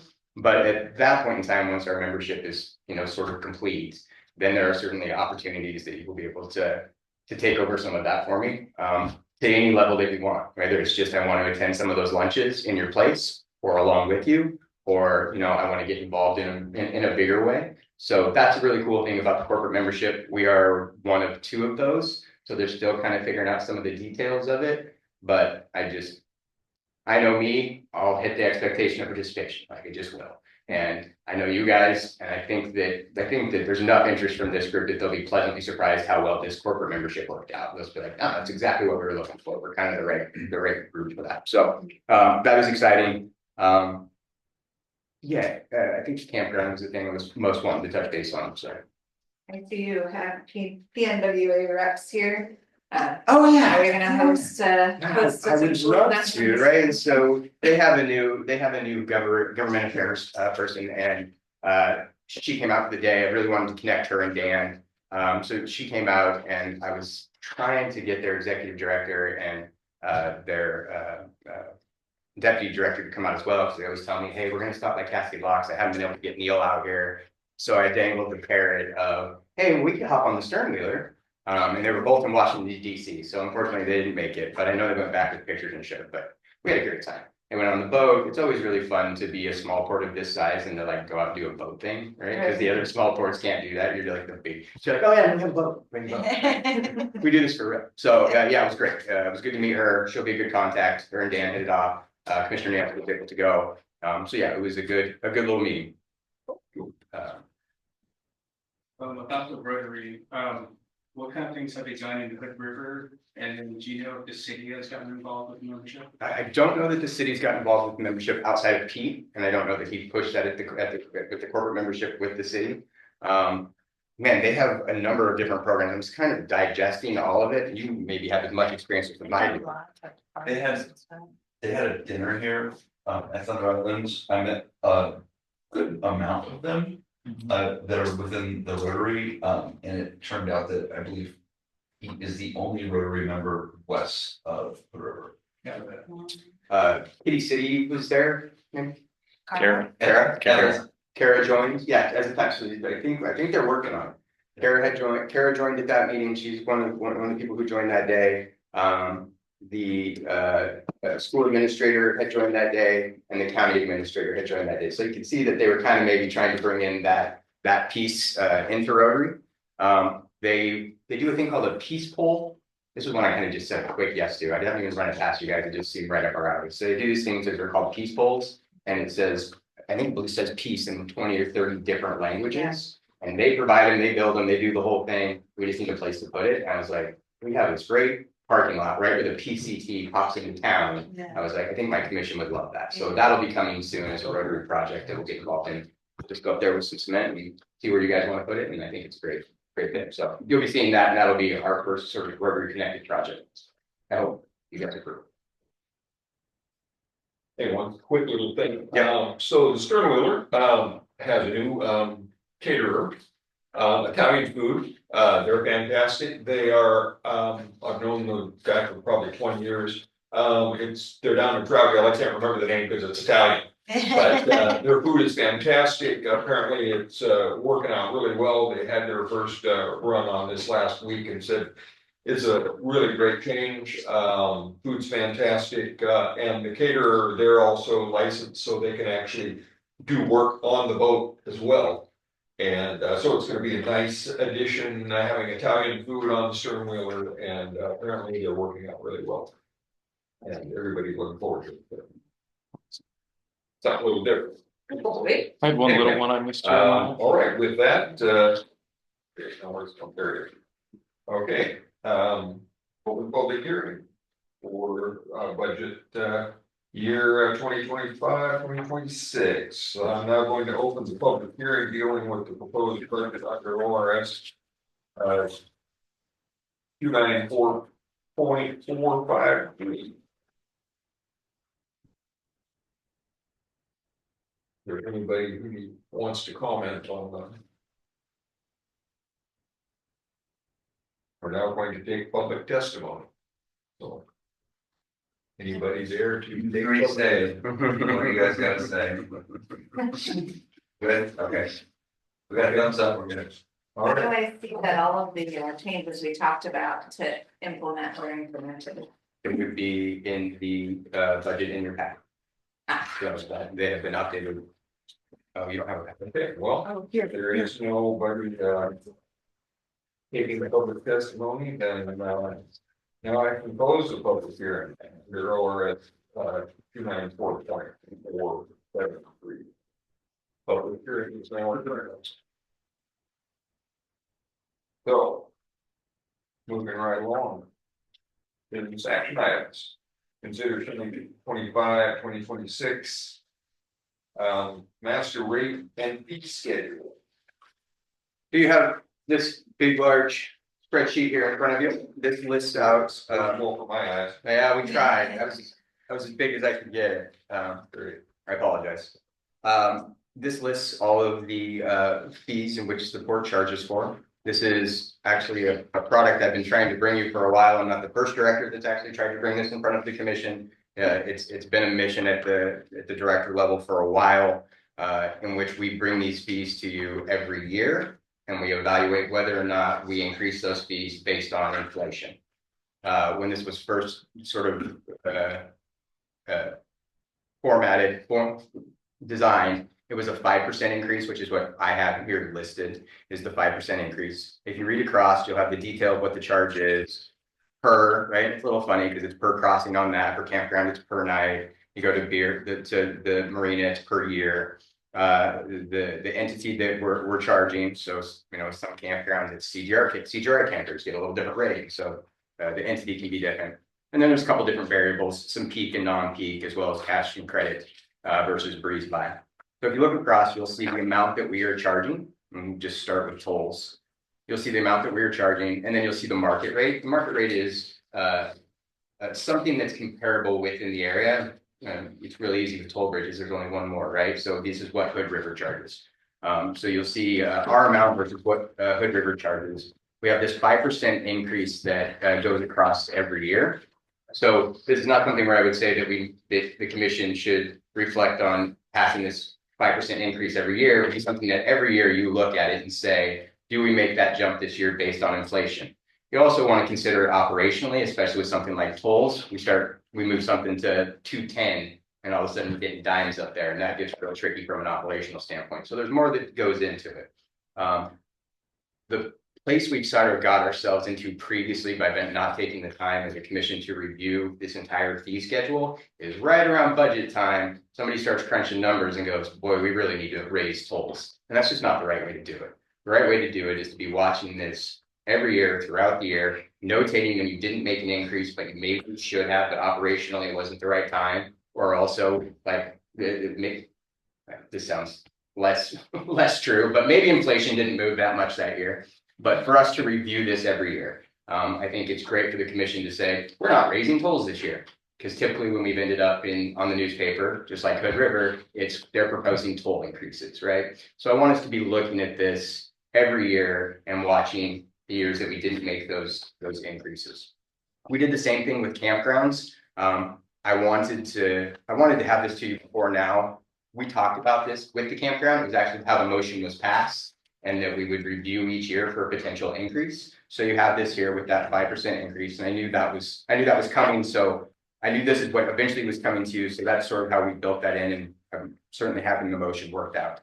The one place where you'll see something that is different is under the marina. The marina shows the amount that we currently owe, but it also shows a recommendation from staff for us to do a market increase. We haven't for a very, very long time, and we are far behind our other closest competitors, the Port of Hood Rivers. Granted, we don't have the same amenities. It's a much smaller marina. We don't have everything that marina has, but we are currently charging $1,000. And the closest marina that we come up with, Port of Hood River, was $2,277. So we are recommending that increase. So you'll see that in the 25 column. Everywhere else you see a 5%. There I actually am showing you, this is what we proposed that we move to this year in the marina. We built the budget for the next fiscal year based on a conversation that we had with the budget committee saying, hey, we're gonna look to be increasing fees in the marina. We have made all of our tenants aware of this, that it's coming sort of individually, a lot of them. We have a pretty good relationship with them. We have also, most of them pay by the year, so they won't see this increase until really January. So it's not like next month, it goes through the roof. It's, hey, the commission at the end of the fiscal year, pass this for next year, you're gonna see that increase in your January bill. So that is the one place you will see that. Then we have parking with the increase. There's also some issues around parking. We can only increase parking so much before we lose our recreational immunity. So there are some things we can't increase past a certain amount. So again, this isn't just like every year we go 5% more, 5% more, 5% more. This is just how we start the discussion. I also will be presenting this in March. We've got it set in the calendar as this is a March item. So we're talking about this before the budget gets put together. That way you guys make decisions and I can go, okay, cool, I can better forecast what's gonna happen going forward. So we could either, I mean, there's really the sky's the limit here with the direction you guys want to go with this. We could discuss each one sort of individually. We can say, hey, I get it, it's good to see. I'm certainly not gonna raise any fees on tolls off the cuff. We can talk about any direction you want. I like the fact that you raised the mortgage fees, it's long overdue. Considering that the new bathroom facilities by the marina is coming, so it also helps cover the future operational costs of that, so I appreciate that. Well, the other comment on the marina too is the fact that I still remember looking back at the budget and being shocked at the cost versus the income. I mean, we're paying people to be there, right? It's not. And we do have a two-year waiting list on the marina, so it's not like, if anybody decides this is a little too expensive for them, certainly somebody will fill that spot pretty quickly and. Yeah, that was gonna be my question. You said 2 years. What is that waiting list like number wise? Yeah. Ooh, not About 30 is it at the moment, 30. about 30 boats. and it doesn't move a lot. And we have people who come and check, every 3 or 4 months. Where's my spot now? You're 20. How many spots do we currently have? 36. And that's, I guess, what, 30 under, 30 feet and 6 above, or? Good question. Probably a 20-80 split, Okay. where 20% could accommodate boats over 30 Okay. and 80 could accommodate boats under 30. Okay. We've also looked at potentially, When we don't in this, so in part of our decision making in this is we really can't accommodate boats that are very huge. And so to go on a by the foot rate for above 30 feet just doesn't make a ton of sense for us because we could never accommodate those boats that are 50 feet. and that's a good point. That's also something that's changed. We did used to have, if you're over 30 feet, then it kind of kicked into this per foot thing. And then you had just random bills going to random people. It was easier from an operational standpoint to say over 30, under 30, right? So there's 2 types of bills that go out. We're also going to grandfather in the people who are currently paying monthly, but likely something with almost 100% of people paying yearly. We're going to move to a yearly model. We won't hurt the people that are grandfathered into it, but won't be offering that going forward. But again, just from an operational standpoint of, as far as businesses to operate that are supposed to be simple, marina is supposed to be one of them. I don't know that it is. Every port complains about it being a pain, but some of the things that we can simplify, we need to. I don't know about this, I know this is for future and we wouldn't be voting on Yeah. this today, but for any cash toll increases that include pennies. Yeah, no. Yeah, no, Yeah. Parker would flip out. Hood River does quarters. I would even be concerned with quarters based on the fact that we don't have a bank. Right, if I had a bank in town, we could probably figure it out, but like quarters run dry, it's an hour drive to make it happen, so. Right, Please, God, don't. yeah, I don't know that I'm comfortable voting on bridge tolls today. So what I would propose is that we vote not to increase bridge tolls. That's what I would. Right, that's what I would like you guys to do. That's what I'd like you to do every year. I'd like you to take these and choose not to, or choose to. And make it $1.50, And what that really, what that Cost does. is more than it's worth to increase it by. And what that does for you guys as well is something that this commission, that this port hasn't always been great at. And both of our ports is that very often it gets made in during budget time and then it kicks over in July. Where if we're reviewing this every year and talking about, no, we're not going to, at some point in time, we're gonna get to a conversation where somebody's gonna be like, well, 2029, we're gonna kind of have to. Now we can start putting that out there often and early that 2029, this increase is gonna happen versus, and I just picked a number from thin air, so don't say 20, but that you guys can start having that conversation often and early and the community at large can see it coming. So for me, it would be that we voted not to increase bridge tolls. And then we moved through each sort of one and made that decision to either do the 5% increase or to not. Or again, it's entirely at your guys' discretion. I would have been very surprised if you guys voted to increase bridge tolls tonight. That requires significantly larger discussion. Absolutely. It's I not think something it's you do election in day. election, Thanks, guys. Yeah, anytime bridge and tolls and ends up on an agenda, so yes, we want to be very clear that this is something we built for the future. And it has to roll out at some point. We'll look at it every March. All right. Thanks, that's good information. So are we looking for a motion? So I would- For I would- campground marina? Yeah, I would say, let's get a motion for the bridge. Let's talk about the campground, because you guys increased it last year and you did say that you were gonna look at it every year going forward. So let's talk about that one. Motion to not increase. I bridge tolls? think I like it. I think that I would. Declaration. Yes, for 25, 26, we won't be doing the yearly increase. All right, I'll make a motion that the Port of Cascade Locks will not be increasing bridge tolls for 25-26 fiscal year. Second that motion. One second, not to increase bridge tolls. In case anybody didn't hear that. All those in favor? Aye. Opposed? Excellent. We're not increasing bridge tolls. So the next one would be campground. We just came off of an increase on that last year. The motion that was made was for us to review that every year, knowing that this was coming. So I think that's a discussion at the commission level and then a motion to or not to. I don't think we should, I think that's another one we should hold on. When I look at the amounts of that. And also have been, somebody have stayed at that park. And also stayed at a lot of other RV parks, I think the amount that we're charging is a fair amount at this point. I've train noise, size, even some of the services. I'd be a fan of just holding it as is for this year. And isn't basically this year pretty much starting to book out?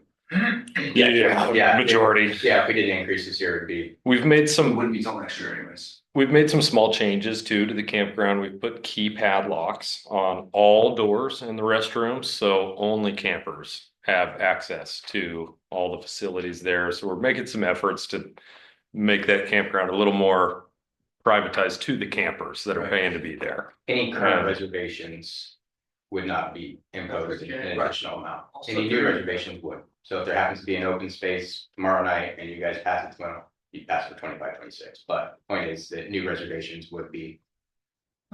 I forget, during PCT days, when they have that rare opportunity to camp on the Thunder Island, does that revenue go to the port or does that go to the PCTA or, I mean, the PCT days? When they camp out on the island. Yeah. So that's built into the contract that we have with PCT days. We take a certain percentage of that and PCT marks it up, so they get a certain percentage of it. That is routed back through the events and not the campground. All right, was that an actual motion? Yeah. I don't think. I was just making a comment that, Okay. I'm happy to make a motion. Okay, I move that we do not increase the campground, fees at this time. I'll second that motion. okay, then motion second not to increase campground. I do want to discuss this though, so I don't want to vote yet. So if most of them are already booked. What about if we just say starting in anyone that's starting January 1st, can we do that? January 1st, we move up. And move up to $52 a night. The 5%, yeah. 5% category. So then it gets us through the rest of this year, but then it also gives us a little bit of runway to say campgrounds are gonna go up. And then what it also does is it gives us some opportunity to spread the word that's gonna happen. So after January 1st, it'll be increased, but you'll have up until December 31st to vote for next year. So we'll still be able to increase it, but it'll give us a little bit of runway. The thing to consider on that is that you will be seeing this again in March. So we'll go up in January, you'll be seeing it again in March, and in March, I'll be asking you whether or not we're bumping another 5%. Just something to consider. But I like the idea that, just like we're talking the runway for the marina, having the runway, starting a fresh year off with that. Right. Of course, January is a slow time for rentals, so it's not really affecting a lot of people. Right. I can flex and go along with that Okay, idea. would you like to modify your motion? Yeah, I'll just, yeah, because it wasn't seconded, was Well, it? Or was It was second. We can still have discussion on this. I don't want to just completely modify stuff. I want to hear everyone's thoughts. We black out on Flybooks 6 months out. So there's 6 months of bookings other than specific events. So 6 months from today, you can start booking out 6 months from today. Okay. But anything in month 7 from today is blacked out and not bookable from a public standpoint, just to give you guys a perspective on the amount of time you'd have where people are locked into pricing. So you're saying we can make the change happen in December versus January? If we want to. I think it would, I'd want to discuss with Laurel, but that's the program we've been running. Flybook has a program or a built-in setting there, a blackout date. What's happening? And so it gives us a chance to kind of filter and change with our event space too. As we schedule things and schedule events, we know that 6 months from now, we've got a clear campground schedule and we can implement what we need to implement. And I guess another thing to think about, and this is far too early to be discussing, but would these be reflective of the future campground? I think that is probably, Way yeah, too early to yeah, discuss. it's gonna be based a lot on amenities. It's really is, that really drives that.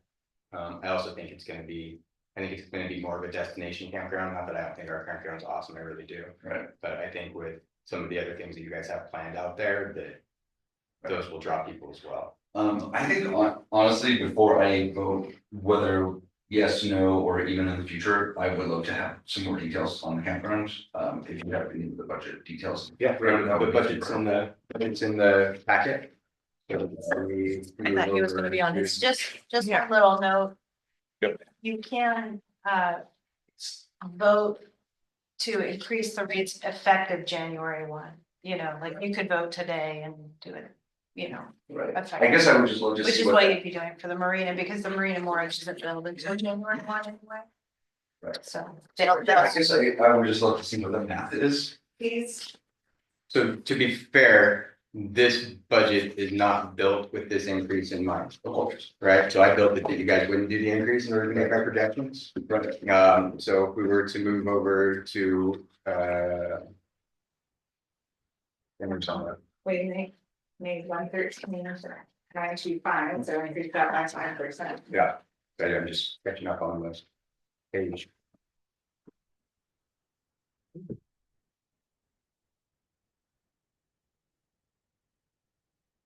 Six. So like 119, yeah, please. Thank you. 119. up. So it'd go to 119,621 up from 113,925. And I think if you guys really, only if it was Oh, that's it. effective Yeah. January. and that would be if it was effective July 1, right? Which if you guys made that, and it wouldn't even be effective July 1 because you're gonna have people who have already booked under this number. Right. Right, so that would be more reflective of like what next year's number would be.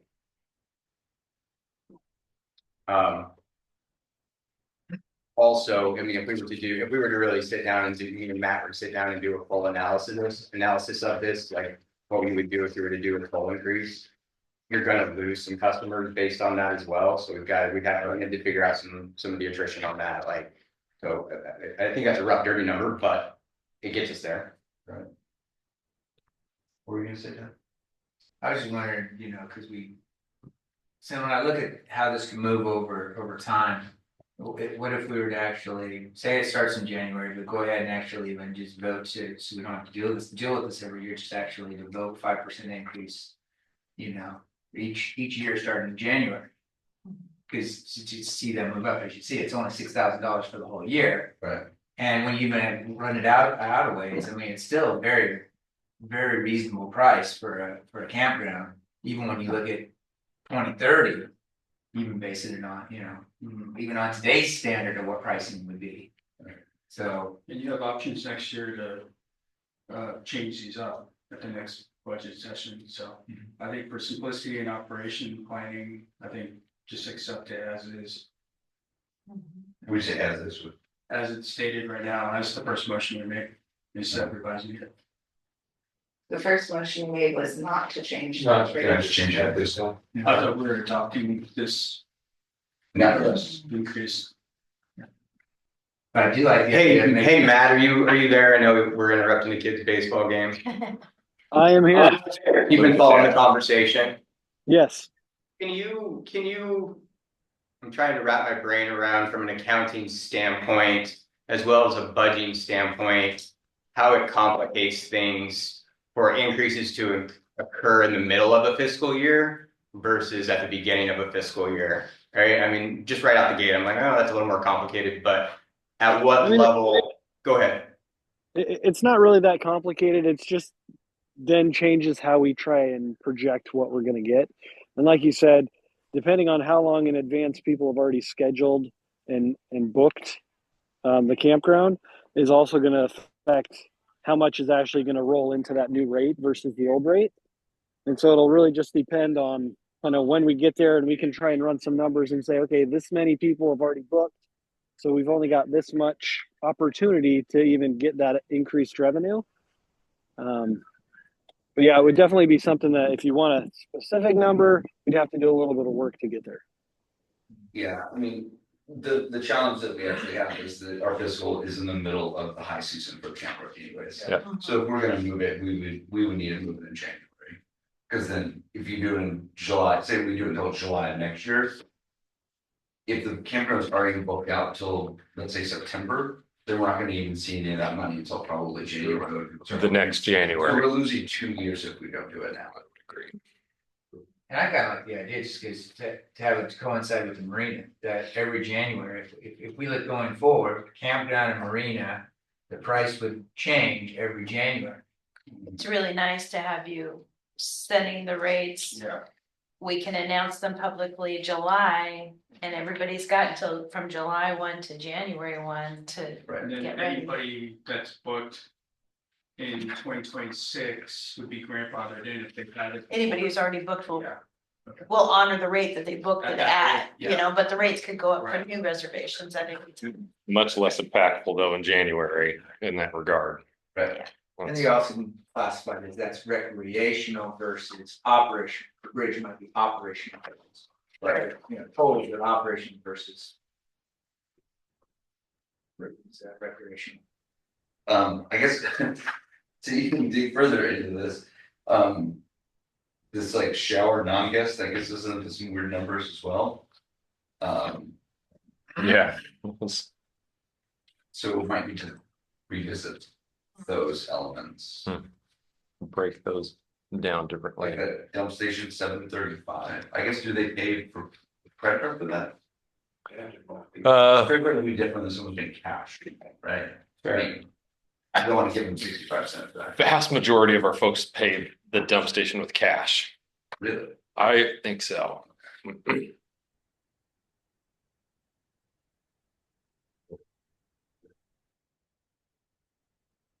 But then the convenience fee and actually just getting the temps or the hookup area, that's typically credit card.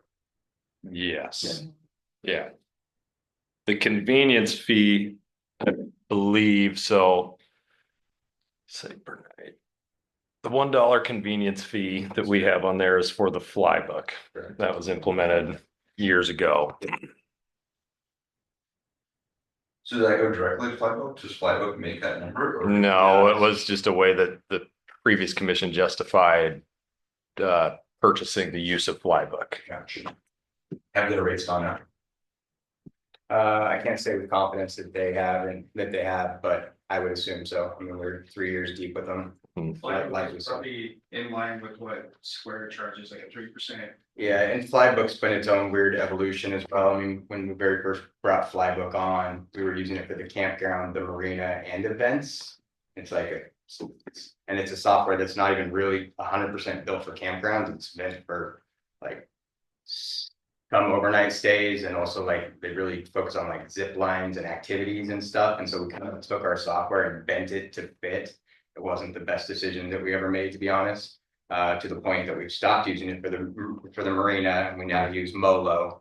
And there's been discussions of, hey, we should probably get off this for events too. It's a little bit cumbersome. It doesn't let Janetta sort of showcase in the way that she could, nor for it sort of track the stuff in the way that she should. So Flybook has been this weird evolution all the way through. We used to pay for all of those. Now we're down just to campground and events. And then I think even with events now, she's You might want to look into what software RV parks use. It might be something that could be a potential too. yeah, there is some, and I mean, I think generally too, when we get to that software question, it's gonna roll into the new campground as well. Like, I'm not gonna have two campground softwares, like, and we will likely need something more robust than what we currently have with the small campground that we have. I would second. So it would appear if we're having this effective in January, it would probably be the 2026 rates. Because really, 2026 starts in January, so. And as you said, it was probably smarter to have that start in January than it is right in the middle of our busy season where everybody's already booked, because. You're already booked out ways into the season. Yeah, but that effectively makes it a 10% increase, and I don't know if I'm comfortable with a 10% increase, like moving directly to 2026. That's probably a conversation to have in December.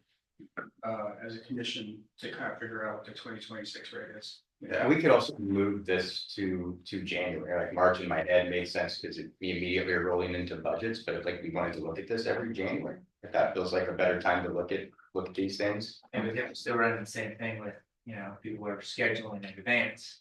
Right. Sure, no, yes, I It's almost understand. like it's almost better to do in advance of that. Almost December of the, November. yeah, Yeah, and then we we could would implement work. something January, and then we would know at the start of our fiscal. Right. Yeah, We would so, be- for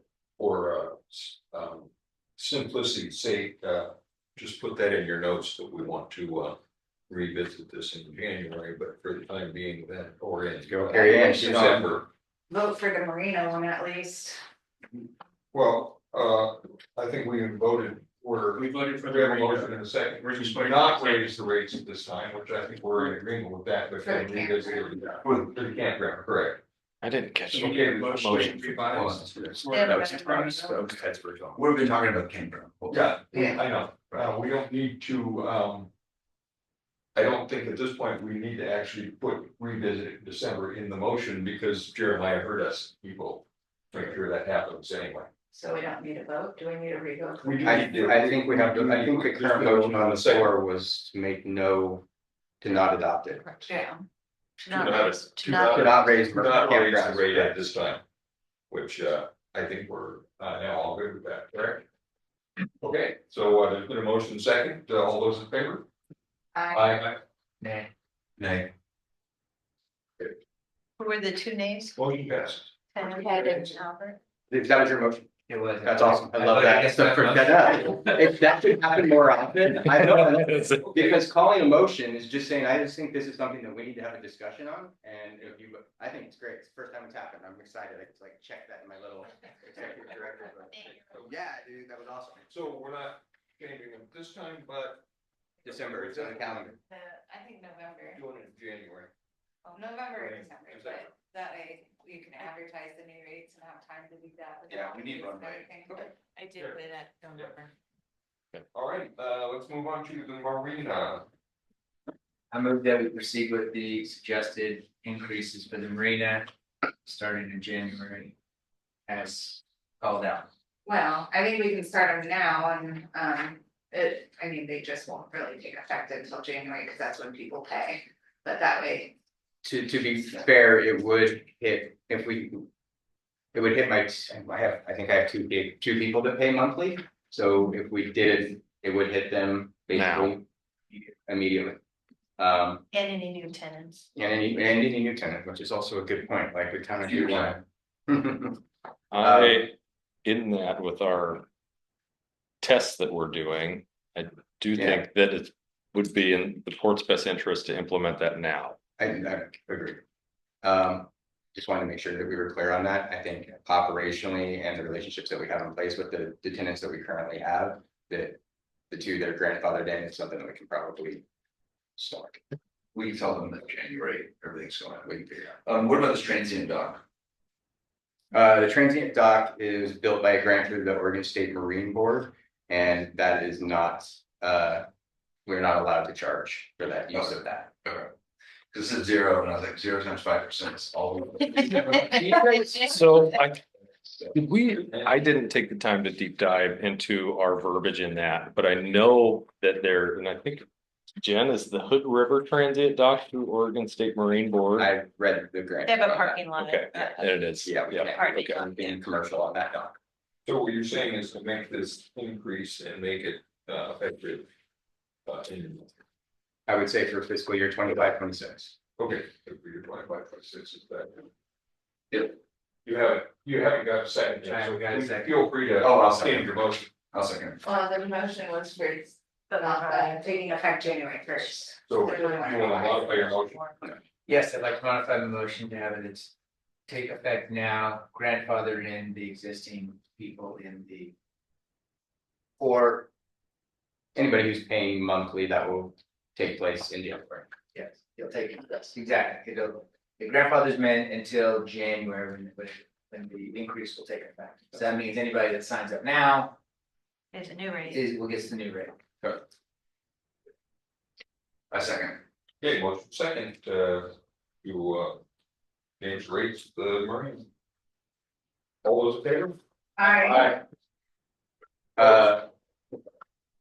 Okay, motion carries. Next, we have parking. How do you guys feel about parking? I don't think we need to. Okay. Yeah. We don't currently enforce parking. People know that it's required in our park, and a tremendous number of people pay for that. To do that, we never really count on that money being there. It is sort of based on that. We've found in the past that trying to enforce parking costs more money than we make in the program. It's Windfall money. yeah. Okay. Just to mention about parking, I think for next year, the commission should probably explore the annual pass option. Considering a lot of recreational officers who don't live here in Cascade Locks who use the park often to lunch or whatever. Sure. Yeah, I'm sure you've gotten a few people asking about it as an annual pass. so Absolutely. That's an opportunity.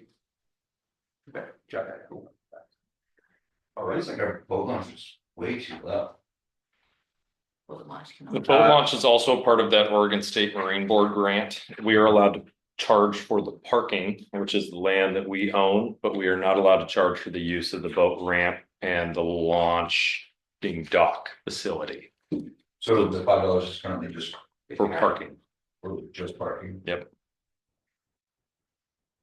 I could circle back to you, Albert, and revisit the grant and see if there's a percentage that made us come up with that $5 number. Cause we're the. There was a maximum amount, they said we could charge. for Yeah. parking. Oh, okay. And if we charge more than that, they would take all of our grants anyway. Yep. Okay, not really worth it. So, that would only be for the boat launch, though. Correct. So people should, if they wanna pay for parking, they should go and park in the boat launch area. Yeah. And if it's a money, Well, we still charge them for $5 for the parking in the boat launch area. right, If they pay. okay. Let's see, did that resolve all of this? We would look for a motion not to increase. Can I include the parking in the office in one motion? Yeah, absolutely. I don't think we need to increase the office fees either. They're No. just there to be What fair, but yes, An everything hour. should be there. Sorry, I'll make a motion not to increase our parking or our office Yeah, that's fees okay. for the 2026 year. Second. Yeah, because of that school. Fiscal year. Because it was 2 years. Do you guys want to leave these at 5% as they are? Do you want to see them rounded off to a number that's not 36 cents or 32 cents or Yes. whatever? Okay, cool. Perfect, makes sense. I mean, for the first time, I think it was You good to get show you, rounded. right? But Yeah, go in increments of quarters or. Yeah, quarters. cool, love that. We'll do that. Matt will have to figure out the formula for that, because it's not an easy one. I do think that we definitely need to visit this prior to January, with whoever investments for the future. Because so many of our things are right in the middle of our fiscal. Yeah. It makes it, that would make it even more wonky to me. I think Carrie Ann noted November for when we'll revisit this. Okay, so there has been a motion to not increase our fees. I don't believe you got a second.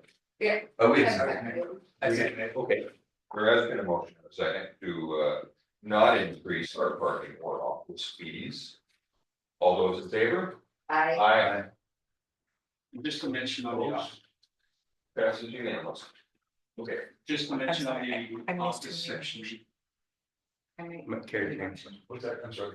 Just to mention on the office, fees in the future, everybody's kind of going more digital and more paperless, so I would imagine the budgeting for this would decrease over time.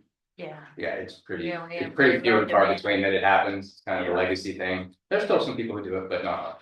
Yeah. I think we charge $20 for faxing. You guys like that much? We can fax. Can fax, Yeah. that's right. We don't- It's the antiquated equipment, man. Okay, all right, we're done with that. Moving on. Consider resolution 2025-5, a resolution adopting the 2025-2026 budget. Making appropriation proposing property taxes for the year 2025-2026 and adopting certain policies.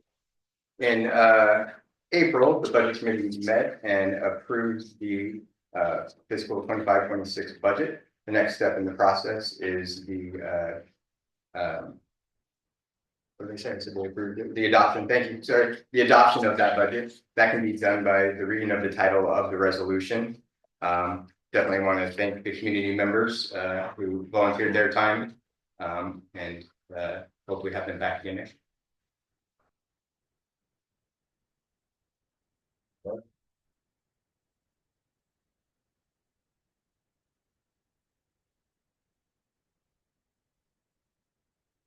I'll make a motion to adopt resolution 2025-5, a resolution by the Port of Cascade Law Support Commission adopting the 2025-2026 budget, making appropriations, imposing property taxes for the year 2025-2026, and adopting certain policies.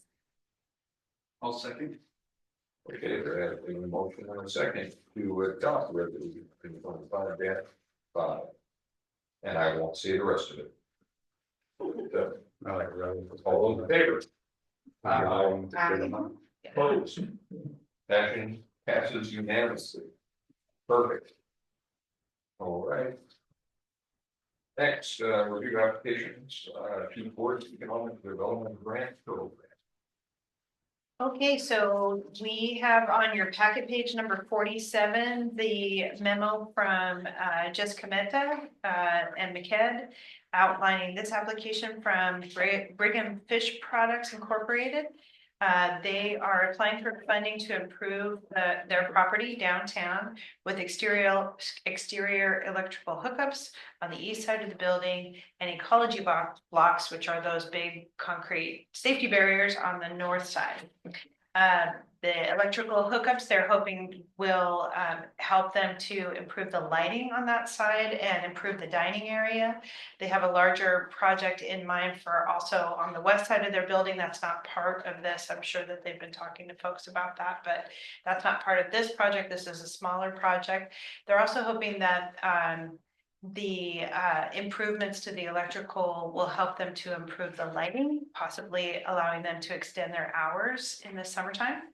And they discuss in their application potentially also having food truck services being able to plug into that, but that's also not part of this project. Any discussion for that? The scoring matrix is on the back side of that page on your packet page 48. They're asking for 10,000, but we only have 9,351 left. Yeah, exactly. They have been in business for 11 years and the score is 30 out of 45. You'll note on those items that we have on our scoring matrix that are heavier weighted, which are I think it was 5, 6. 5 and 6. Exactly. Sorry. Thank you. They scored a 4 in their alignment with the strategic plan, and they scored a 1 on the job creation. They really didn't discuss job creation in their application. They talked about those potentially extended summer hours, but they didn't really go into a whole lot of detail with that. And I think that's reflected in McKett's lower score for that. I'm not sure if the score reflected the reality of that. Did they do the calculation of what extended hours would do for how many percentage of FTEs? But it wasn't included in the application. Do they have a conditional use permit on the actual fire hall building to do this expansion yet? It wouldn't be the fire It's not on the fire hall. It's between TIV. Brigham and TIV the parking. driveway where Back there. I mean, do they have a pending conditional use permit with the city yet on this project? I don't know. Yeah, I don't think it would change the current use that they have of it, Okay, right? So I think they would be fine there. just trying to see if there's any roadblocks. Yeah, I mean, within the grant program, right? I mean, it does require that they have those things. And we haven't had any other grant applications or. That's the only one we have. Expecting any before our final deadline. One thing that's a little bit of a bummer is that, on the criteria 3 and 4, justification for the project, needs, problem, or challenge being addressed, getting such a low score. So it's kind of like this is a project, but for why is the project? Yeah. So I'm disappointed in that part of it, but obviously it is an improvement to downtown.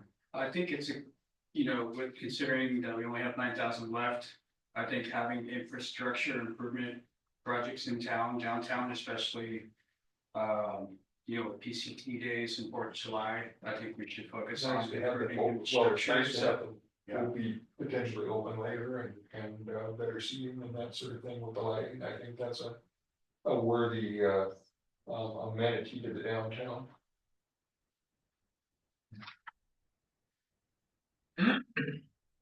So yeah, I guess I'll make a motion to approve this grant application for bringing products. There has been a motion, a second. And now we get to discuss. Yes, sir. Yeah, we're gonna do this now. Let's do this backwards. That's quite all right. No, that's supposed to be, been motion and second, and then that frames the discussion. And that also allows a discussion, right? If it doesn't get a motion, we don't even talk about it. That's actually how it's supposed to work. So, great. As far as the discussion is concerned, obviously what they're asking for is above what we currently have within the grant fund. So I think that if I was to approve a motion, it would need to align with what we have left, not just the 10,000 they're asking for. So I'll revise my motion that we adopt this grant application to the amount of $9,000, $351.01. Thank you, David. David. Thanks, sir. And you're okay with that? I'll just touch on it. Second. Okay. That's that. Good clarification. Yes. Because if we approve it for 10,000, we're gonna be dipping into our pockets. Yeah, and then our new 150 starts July 1st, right? Yeah, so Oh, yeah.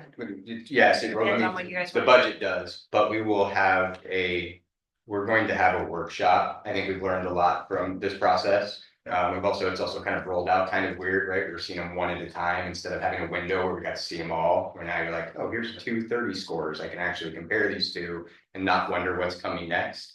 As well as just feedback I got from all commissioners sort of about how they feel about maybe these scores should be weighted different, or there should be other things that are included in this score. So my plan is to do a work session on that. And maybe it's an hour. I don't think it's gonna take us a long time to get through it. Like the bones of it is here. It's just some tweaks, but we'll have McKed come in. So I think that'd be good too. I think that's something I wish we would have done beforehand, is had an opportunity for you guys to hear McKed talk about where they are logically and go through some of these things and how we struggle with it too and what their struggles are.